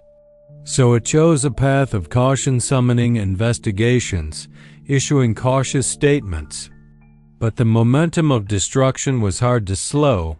Among common people, stories grew. Some believed the charges, others did not. But everywhere, the Red Cross began to fade from view. Merchants who once traded with Templar ports turned away. Pilgrims found new paths. And those who once offered bread and wine to traveling knights now locked their doors. In cities, children repeated rumors in alleyways. In courts, nobles eyed newly available lands. Opportunism bloomed in the cracks left by shock. And while some mourned, others measured. They saw the end not as a tragedy, but as a chance. The order had not been defeated in battle. It had been dismantled from within the world it had once served. And as bells tolled over empty strongholds, Europe was left to wonder. If even the Templars could fall, what power on earth was safe? Chapter 14. The Trial and the Flame. In grand halls once used for royal celebrations, the tone turned grim. Heavy wooden doors creaked open to crowds hungry for spectacle. The trials of the Knights Templar were no longer whispered in backrooms. They had become public theater. Under vaulted ceilings and behind stone walls, accusations were read aloud, voices echoing off the cold, carved pillars. The once revered knights now stood chained before judges and crowds, not for crimes of war, but for sins declared in ink and shadow. The confessions, many torn from them through pain and fear, were recorded on scrolls and read like scripture twisted out of shape: heresy, idolatry, secret rites. The words piled up, heavy and strange. But for every spoken charge, a deeper silence followed, a silence of doubt, a silence of injustice. As sentences were handed down, so too were the flames. Parchments, those same confessions, were burned, sometimes as part of a declaration of cleansing, other times to keep the truth from being known. Alongside these pages, symbols of the order were also thrown to fire. Seals were melted, records erased. What could not be physically destroyed was discredited by voice and verdict. In these courts of fire, the truth became a casualty, and centuries of loyal service were reduced to ash, not with battles, but with signatures and smoke. The same Red Cross that had once led charges across deserts was now used as evidence of pride and heresy. The courtroom had replaced the battlefield, and the law had become a sword with no honor. What the order had built through discipline and sacrifice was now undone through fear and greed. And as flames licked the corners of parchment and touched the hems of robes, the legacy of the Templars began to vanish, not all at once, but piece by piece, trial by trial. Papal indifference. Pope Clement V sat at the center of a storm he had not chosen. He had been a reluctant figure from the beginning, elevated to power in uneasy times, pressured by kings and pulled between loyalty and survival. As Philip IV of France pushed forward with arrests and trials, Clement hesitated, then yielded. The Church, which had once called the Templars its sword and shield, now seemed to look away. There were moments, brief ones, when Clement protested. He issued letters questioning the legitimacy of the arrests. He summoned inquiries, hoping to slow the tide. But each time, he was met with pressure. Philip's hand was heavy, his voice loud. And Clement, already residing in France and dependent on its king, found himself with little room to move. Eventually, the Pope gave in. In 1312, under royal insistence and public demand, Clement issued the papal bull Vox in Excelso, officially dissolving the order. He did so not because guilt was proven beyond doubt, but because the order's reputation had been too damaged, its place in society too fractured to repair. It was a decision of politics more than piety. The bull did not condemn the Templars as heretics, yet it still stripped them of everything: their lands, their titles, their unity. What had once been a sacred force across Christendom was now scattered and silent. Some properties were passed to the Hospitallers, others were claimed by kings. The brothers themselves were left in limbo, some pardoned, others imprisoned, many abandoned.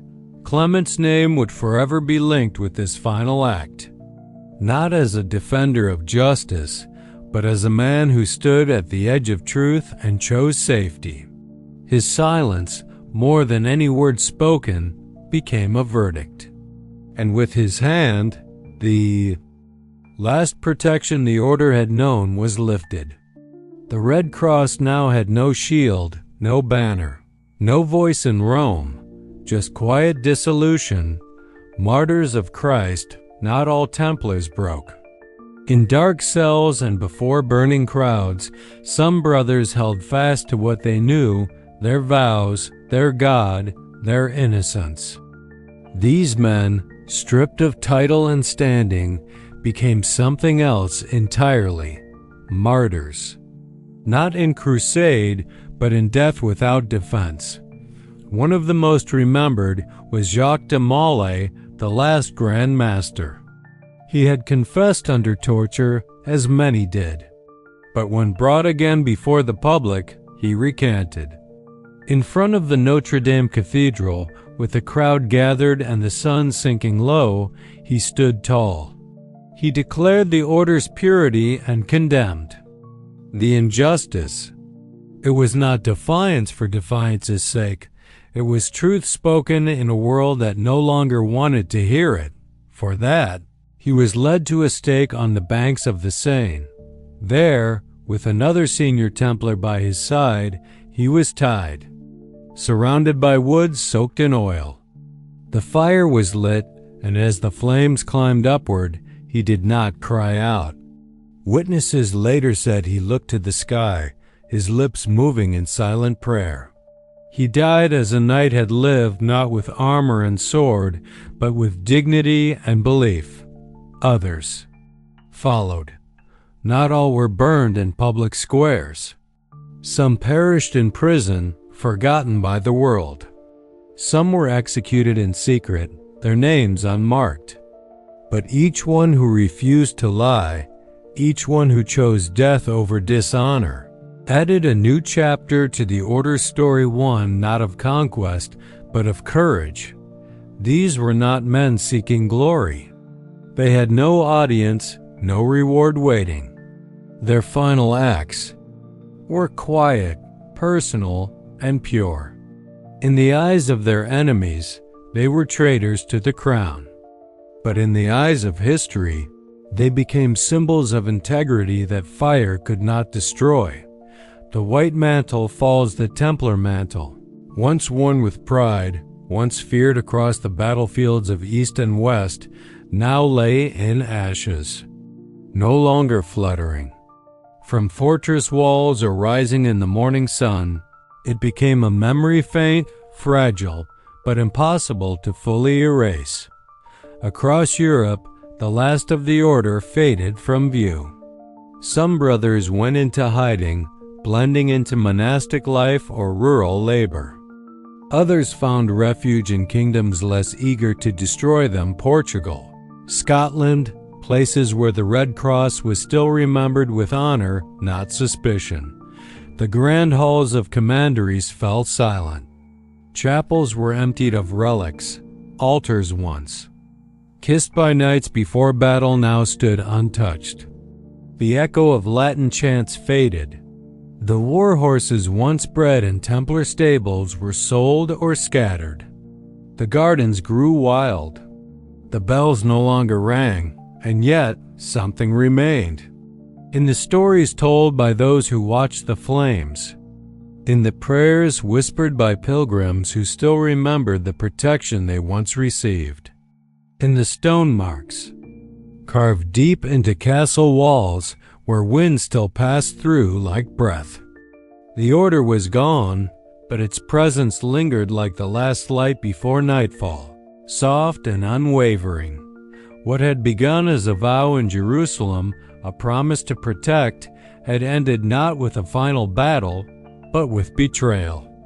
And though the white mantle had fallen, it did not fall in vain. Its ashes drifted across Europe not as defeat, but as witness.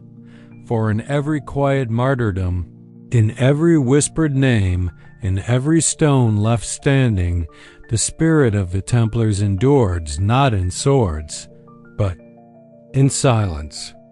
Not in triumph, but in truth. Chapter 15. Ruins and Rebirths.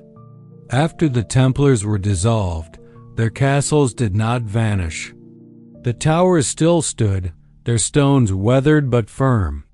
The walls that once guarded holy relics and knights now found themselves under new ownership. The crown moved swiftly. In France, in England, and across much of Europe, royal officials took possession of the Templar lands. Deeds were signed, keys were handed over. And in those quiet moments, history shifted hands. What had once been sacred? Fortresses now became tools of politics. In some places, Templar castles were turned into palaces for lords and kings. Their long halls, once echoing with prayer and strategy, filled with feasts, banners, and courtly music. In others, they were refitted into prisons. Cells were carved into their chapels. Iron bars replaced candles. Where the Templars had once protected pilgrims, now guards watched over thieves and traders. The land, too, was carved up. Fields the Templars had plowed were now taxed by nobles. Vineyards, mills, and stables changed hands overnight. And with them, the memory of the order began to fade, buried beneath layers of new ownership, repurposed walls, and painted over. Symbols dot, but traces remained. In some villages, locals still referred to a structure as the Old Templar House. Farmers spoke of knights who once rode through the hills. Stones with faint crosses carved into them were left untouched out of respect or fear. Even in their absence, the presence of the order lingered, not as power, but as atmosphere. The kings gained land, yes, but what they could not possess was the soul of the order that had scattered like ash on the wind. And yet, from those same ashes, something unexpected began to stir. Order of Christ far from the courts of France. In the warm light of Portugal, the story of the Templars took a different turn. There, King Dinas saw not heretics, but an opportunity to preserve something useful, something noble. While the name Templar was too dangerous to protect, the men behind the name were not forgotten. In 1319, with the Pope's blessing, the Portuguese crown formed a new brotherhood, the Order of Christ. It welcomed many of the former Templars into its ranks. They brought their discipline, their knowledge of navigation, their sense of order and purpose. The Red Cross returned, slightly changed in shape, but the meaning was still clear. This was no longer an order of crusaders, but one of explorers, builders, and visionaries. From the quiet preceptories of Portugal, a new mission began, this time not across deserts, but across oceans. The Order of Christ supported voyages along the African coast. It backed Prince Henry the Navigator and helped launch the Age of Discovery. The same spirit that once marched to Jerusalem now sailed toward India, Brazil, and beyond. Old knowledge found new purpose. Templar training, once used for battle, was now used to chart stars and currents. The silence of their chapels became the calm focus needed for long voyages. The sense of brotherhood that once bound them in battle now carried them through storms at sea. In this rebirth, the legacy of the Templars shifted shape. They were no longer knights in armor, but explorers under sail. Their emblem flew on the sails of caravels, catching winds that would reshape the world. And though their name had been condemned, their spirit found a way to endure, carried not by swords, but by ships. Monastic imitators, the fall of the Templars did not erase the idea they represented. In fact, there ruled a structure of discipline. Prayer and purpose became a model for others. In the years that followed their suppression, other military orders across Europe began to reshape themselves, borrowing from what had once made the Templars so strong. The Hospitallers, longtime rivals and brothers in arms, absorbed many of the Templar properties. They adopted parts of their organization and strengthened their own rule. In Spain, orders like the Order of Calatrava and the Order of Santiago revised their practices, echoing Templar routines. The structure of daily prayers, communal meals, and military readiness continued, just under different names. Even in places where no formal successor rose, individuals and groups clung to the old ways. Some monks in remote abbeys modeled their lives after the Templars, not in combat, but in dedication and simplicity. They rid the old rule, studied Templar customs, and kept the memory alive through imitation. In churches, chapels once funded or built by the Templars remained open. Some clergy preserved old liturgies. Some sang the same chants that once echoed in Templar halls. While the world moved on, these small acts of remembrance quietly honored the past. The Templars had created something larger than themselves, a blueprint of spiritual knighthood. And though their brotherhood was broken, the idea endured. Others picked up the fragments, reshaped them, and carried them forward.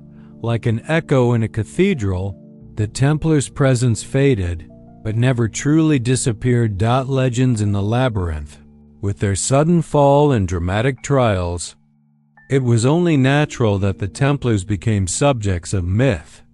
Whispers began to fill the space left behind. In the empty towers and shuttered halls, people imagined secrets too large to be spoken. They spoke of vaults beneath chapels, of hidden stairways and sealed doors. Treasure became the heart of many legends. Some said the Templars had hidden vast sums of gold before their arrest. Others claimed they had sacred relics, perhaps the Holy Grail itself, tucked away in secret chambers beneath old fortresses. In the hills of France, in the catacombs beneath churches, in sunken ships along forgotten coasts, people searched for what they could not see. Tales grew bolder with each telling. Some believed the Templars had escaped to Scotland, founding secret brotherhoods and shaping hidden societies.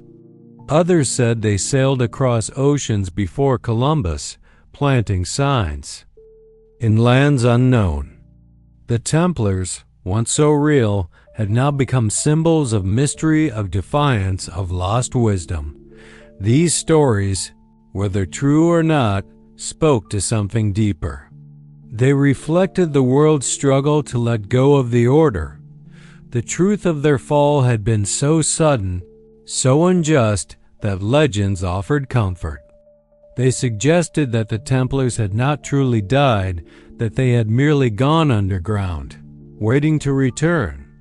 Even today, explorers still search ruined castles, run fingers along stone walls, and dream of unlocking a door that leads to the hidden truth.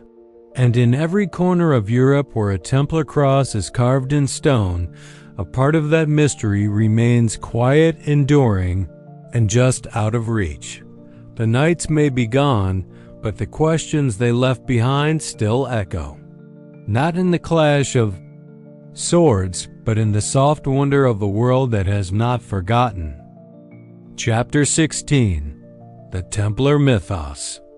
Long after the last Templar had been burned at the stake, long after their castles had crumbled and their commanderies had been claimed by kings, a different version of the order began to rise, one born not from parchment records or battlefield accounts, but from imagination. In the 19th century, as Europe turned inward to reflect on its past, poets and painters reached back through the centuries and found in the Templars a canvas for longing, sorrow, and forgotten honor. To the Romantics, the Templars were no longer AKCUSED heretics or victims of politics. They became noble warriors, stoic, tragic, and misunderstood. They were painted on horseback beneath stormy skies, their white mantles flowing like wings, their eyes full of loss and loyalty. In verse and song, they were defenders of purity, protectors of secret truths, and symbols of a world where chivalry still mattered. Painters like Eugene Delacroix and writers such as Sir Walter Scott helped reshape the public image of the Templars. In Scott's Ivanhoe, the order appears not just as warriors, but as troubled men caught between faith and duty. These portrayals softened the hard edges of history. Gone were the whispered charges of heresy and pride. What remained were lonely, sentinels betrayed by the very world they swore to defend. This romantic revival wasn't just about the Templars. It was part of a larger hunger to reconnect with the medieval world, to find meaning in ancient structures and forgotten creeds. The Templars, with their dramatic rise and brutal fall, offered a perfect mirror for a modern age that had lost its way. Through the arts, they were given new life shaped not by fact, but by feeling. And so the myth took root, the noble Templar, abandoned but unbroken. The silent knight who still guarded lost truths beneath forgotten stones. The past became poetry. And from that poetry, new legends would begin to grow.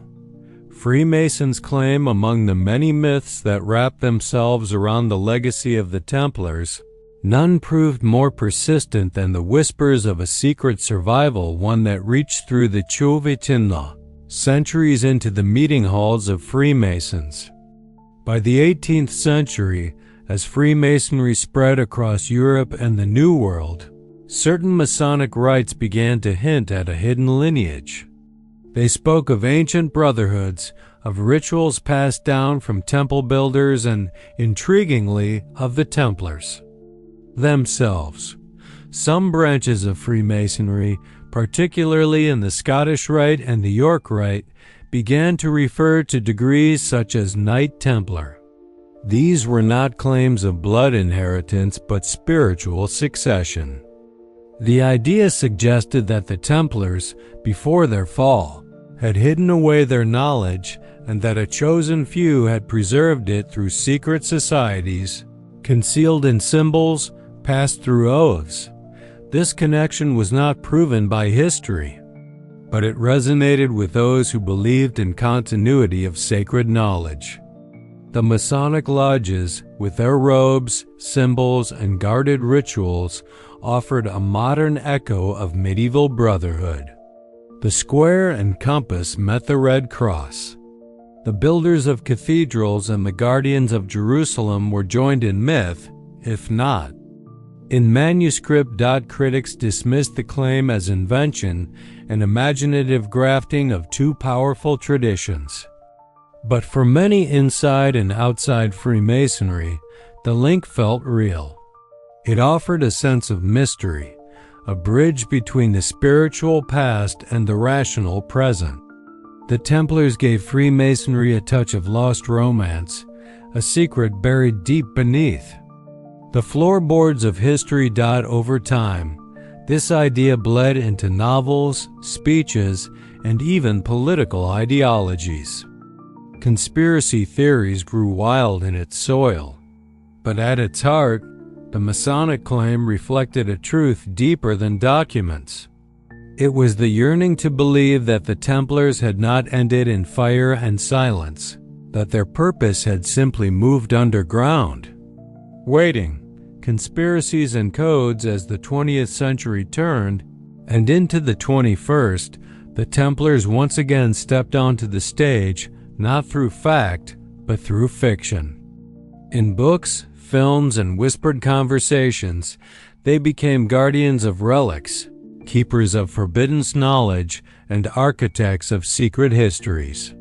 The white mantle reappeared, this time not in castles, but in cathedrals filled with riddles. The modern thriller genre embraced the Templars with fervor. Stories emerged of hidden vaults beneath ancient churches, of coded messages in Renaissance paintings, of sacred bloodlines protected through generations. The Templar cross became a symbol not of real knights, but of imagined conspiracies of grails, gospels, and global secrets. Books like the Da Vinci Code brought the myth into millions of homes. Suddenly, the Templars were everywhere, etched into stone, hidden in maps, woven into the creases of history. These stories were not meant to be documentaries. They were mirrors of wonder, but they blurred the lines between fact and fantasy in ways that many found thrilling, and some found troubling. The symbols used in these tales were often real: Templar graves, old seals, forgotten chapels. But their meanings were reshaped to serve mystery. What had once been the rigid code of a military order was now interpreted as a puzzle waiting to be solved. The idea of a secret Templar treasure, long buried and fiercely guarded, became almost irresistible. In truth, no vault has been found, no grail uncovered. But the myth endures not because of proof, but because of possibility. In a world where so much feels mapped and known, the Templars offer a corner of uncertainty. A sense that maybe, just maybe, some secrets are still buried. And in that shadow, the modern mind finds its wonder. History versus legend, and yet, beneath all the myths and stories there is still history. Cold, quiet, and carved in stone. The real Templars were men flawed, devout, disciplined. They built, they prayed, they fought. They obeyed a rule. They lived in community. They followed orders, both earthly and divine. Their rise was not magical, it was organized. Their fall was not mythical, it was political. The records of their trials exist. The letters from kings and popes remain. The ruins of their castles can still be touched. These facts matter not because they destroy the myth, but because they remind us of the real. The Templar mythos is a mirror. It reflects what each era needs it to be. To the medieval world, they were holy warriors. To the Renaissance, they were heretics. To the Romantics, tragic heroes. To the modern mind, keys to a lost mystery. But to separate myth from memory does not mean we must discard wonder. Rather, it invites a deeper respect for what is known and what is not. The real story of the Templars is powerful on its own. A tale of faith, courage, betrayal, and endurance. It does not need treasure maps to be meaningful. It does not need secret codes to be profound. As history fades into legend, and legend returns as entertainment, the true challenge is not to choose one over the other, but to let them stand side by side. Fact holds us to the ground. Myth helps us dream. And in the story of the Knights Templar, both are present. The white mantle may have vanished from the battlefield, but it remains in our books, our art, and our imagination. And in the quiet between truth and tale, the Templars still walk guarding not gold, but the echoes of what we choose to believe. Chapter 17: Footprints in Modern Finance. In the quiet chambers of Templar commanderies, far from the noise of battlefields and the chants of chapels, another legacy was taking shape, one made not of swords or stone, but of parchment and ink. Here, behind thick wooden doors and under the watchful eyes of disciplined brothers, the earliest forms of organized financial systems began to take root. Though the order was founded for spiritual and military purposes, it quickly became a cornerstone of medieval finance. And centuries later, echoes of their methods still pulse through the world's banks. The Templars managed vast networks of property, tithes, and donations spread across Europe and the Holy Land. To keep track of it all, they developed careful bookkeeping practices, ledgers that recorded transactions in neat columns with clear debits and credits. Though not yet fully the double-entry accounting of Renaissance merchants, these records marked a shift. They signaled a growing recognition that order and balance in finance required structure, method, and accountability. When Renaissance Italy blossomed with commercial innovation, bankers in Florence and Venice took inspiration not only from Roman law, but also from the quiet precision of Templar records. By the 14th and 15th centuries, the double entry method became standard. Each transaction reflected twice, once as a credit and once as a debit, ensuring no coin was lost in confusion. The system allowed financial operations to grow in scale. And trust. What began in dusty vaults under Templar temples soon moved into the marble halls of Medici banks. The idea that wealth must be recorded, cross-checked, and preserved with clarity was no longer just a tool of monks. It had become the heartbeat of commerce. And though the Templars were long gone, their principles continued, written not in scripture, but in the ledgers of modern banking, vaults, and trust. The Templars understood something fundamental about human fear, the fear of loss. Pilgrims traveling to the Holy Land faced dangers not only from war or disease, but from theft. To carry gold across mountains and deserts was to invite disaster.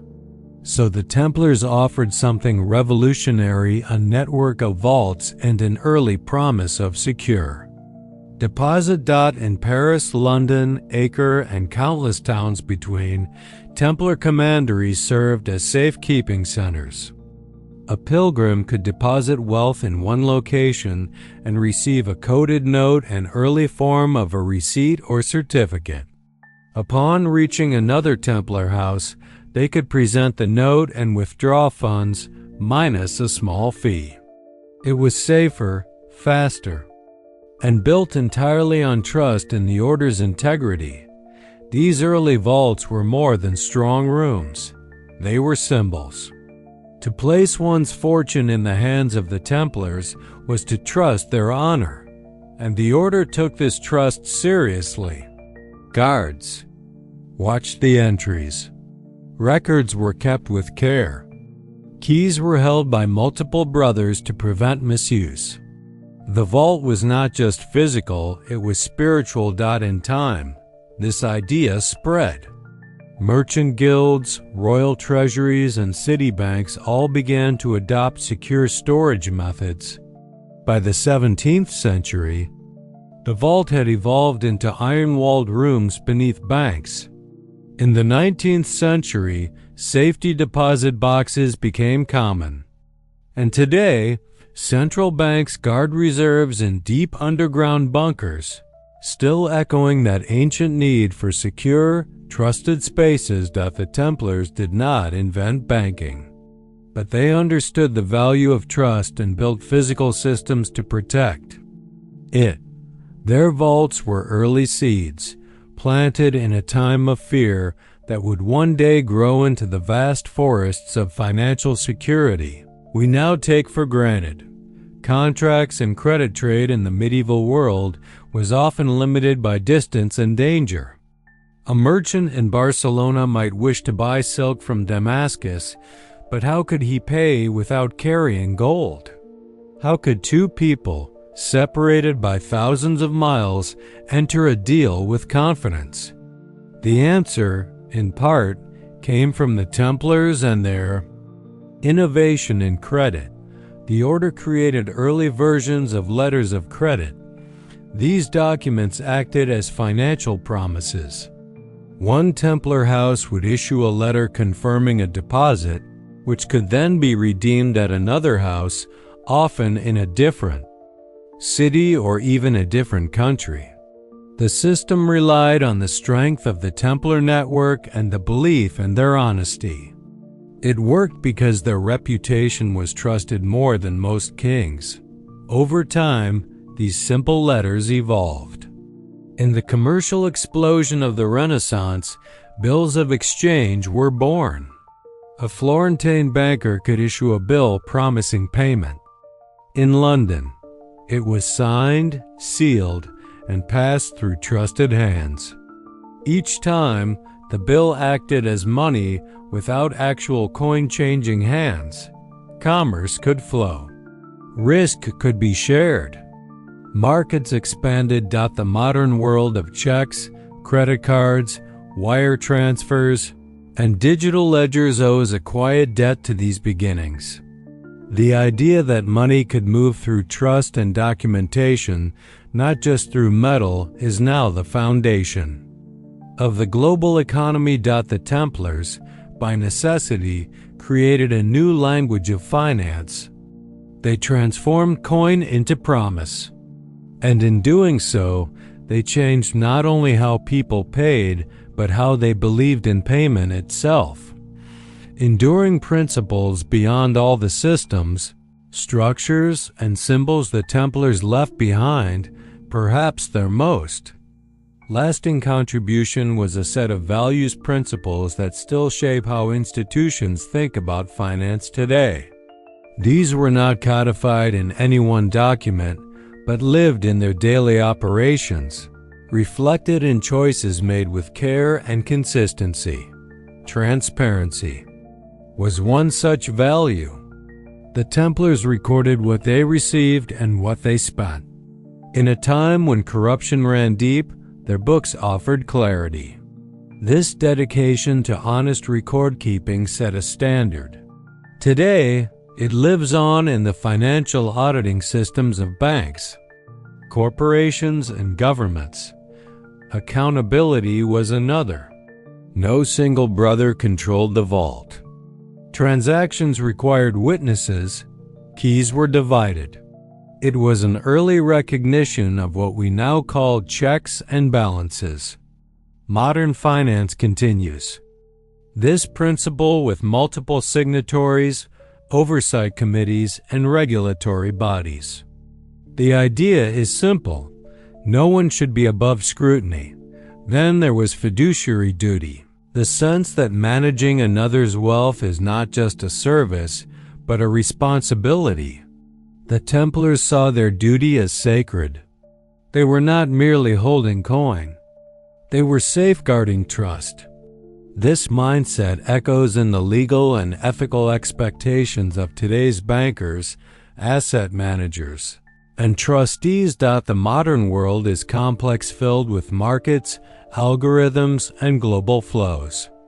Yet at its heart, it still runs on trust. And the roots of that trust reach deep into the past, into a world where armored monks counted coins by candlelight, where parchment spoke for gold, and where promises were guarded as fiercely as lives. In this way, the Templars still walk among us, not in armor, but in ethics, not in castles, but in codes of conduct.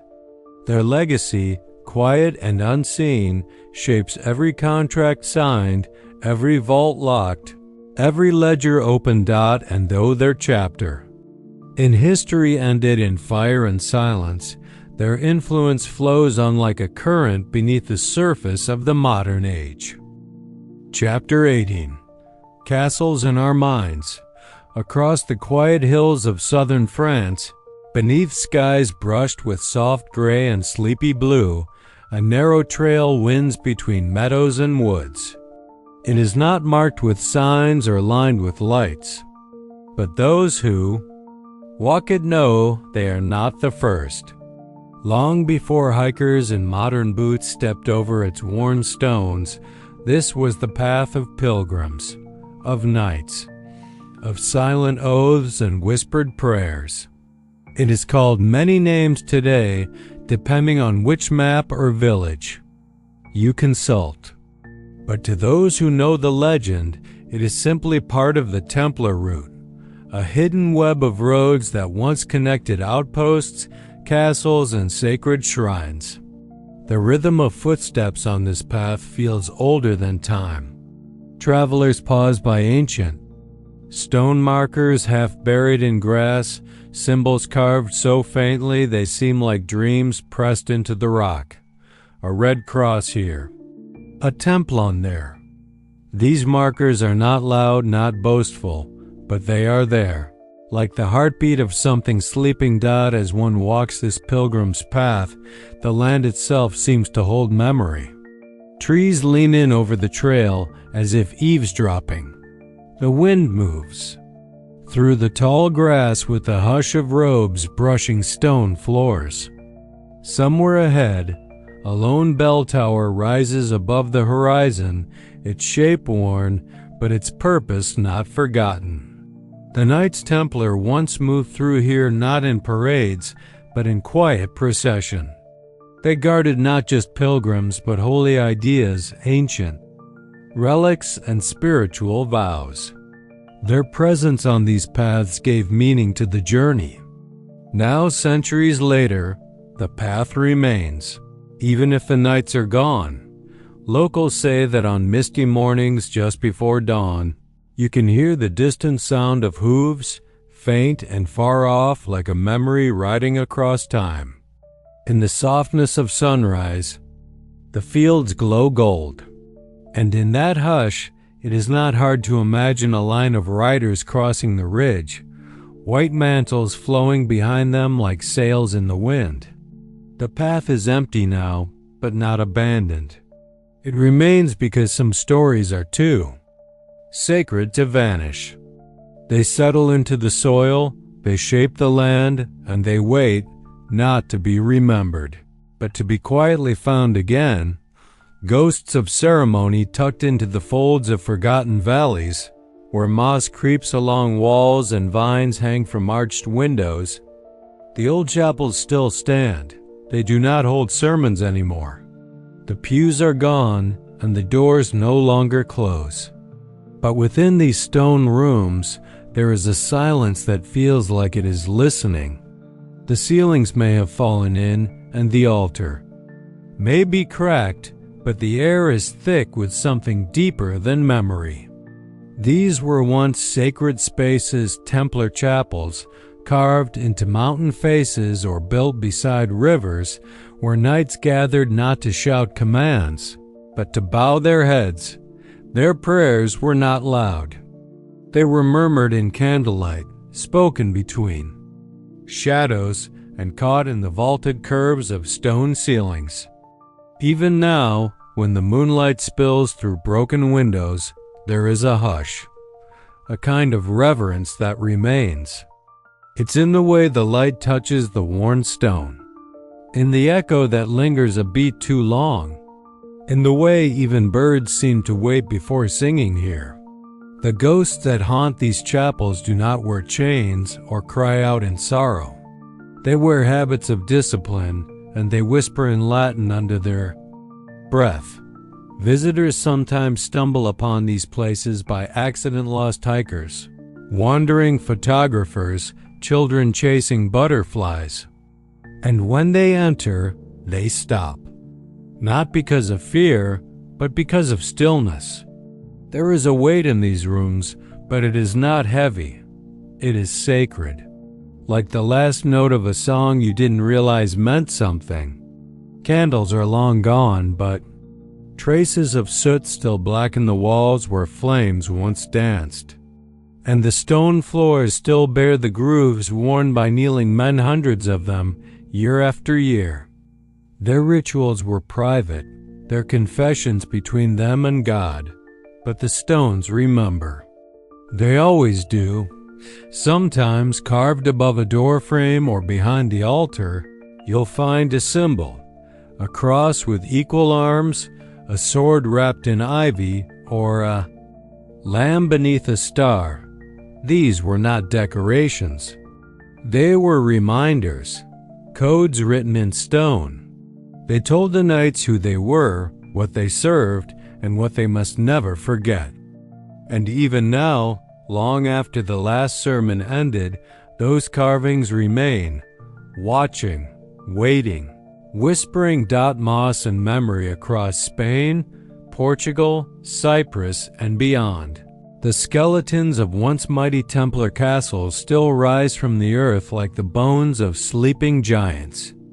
At first glance, they seem like ruins, empty shells of stone. But if you stand still and look long enough, you'll realize they are not gone, just quiet. Time has softened their edges, worn down their towers, and let moss take root between the stones. Yet the silhouette remains, strong, unmistakable, like a memory that refuses to fade.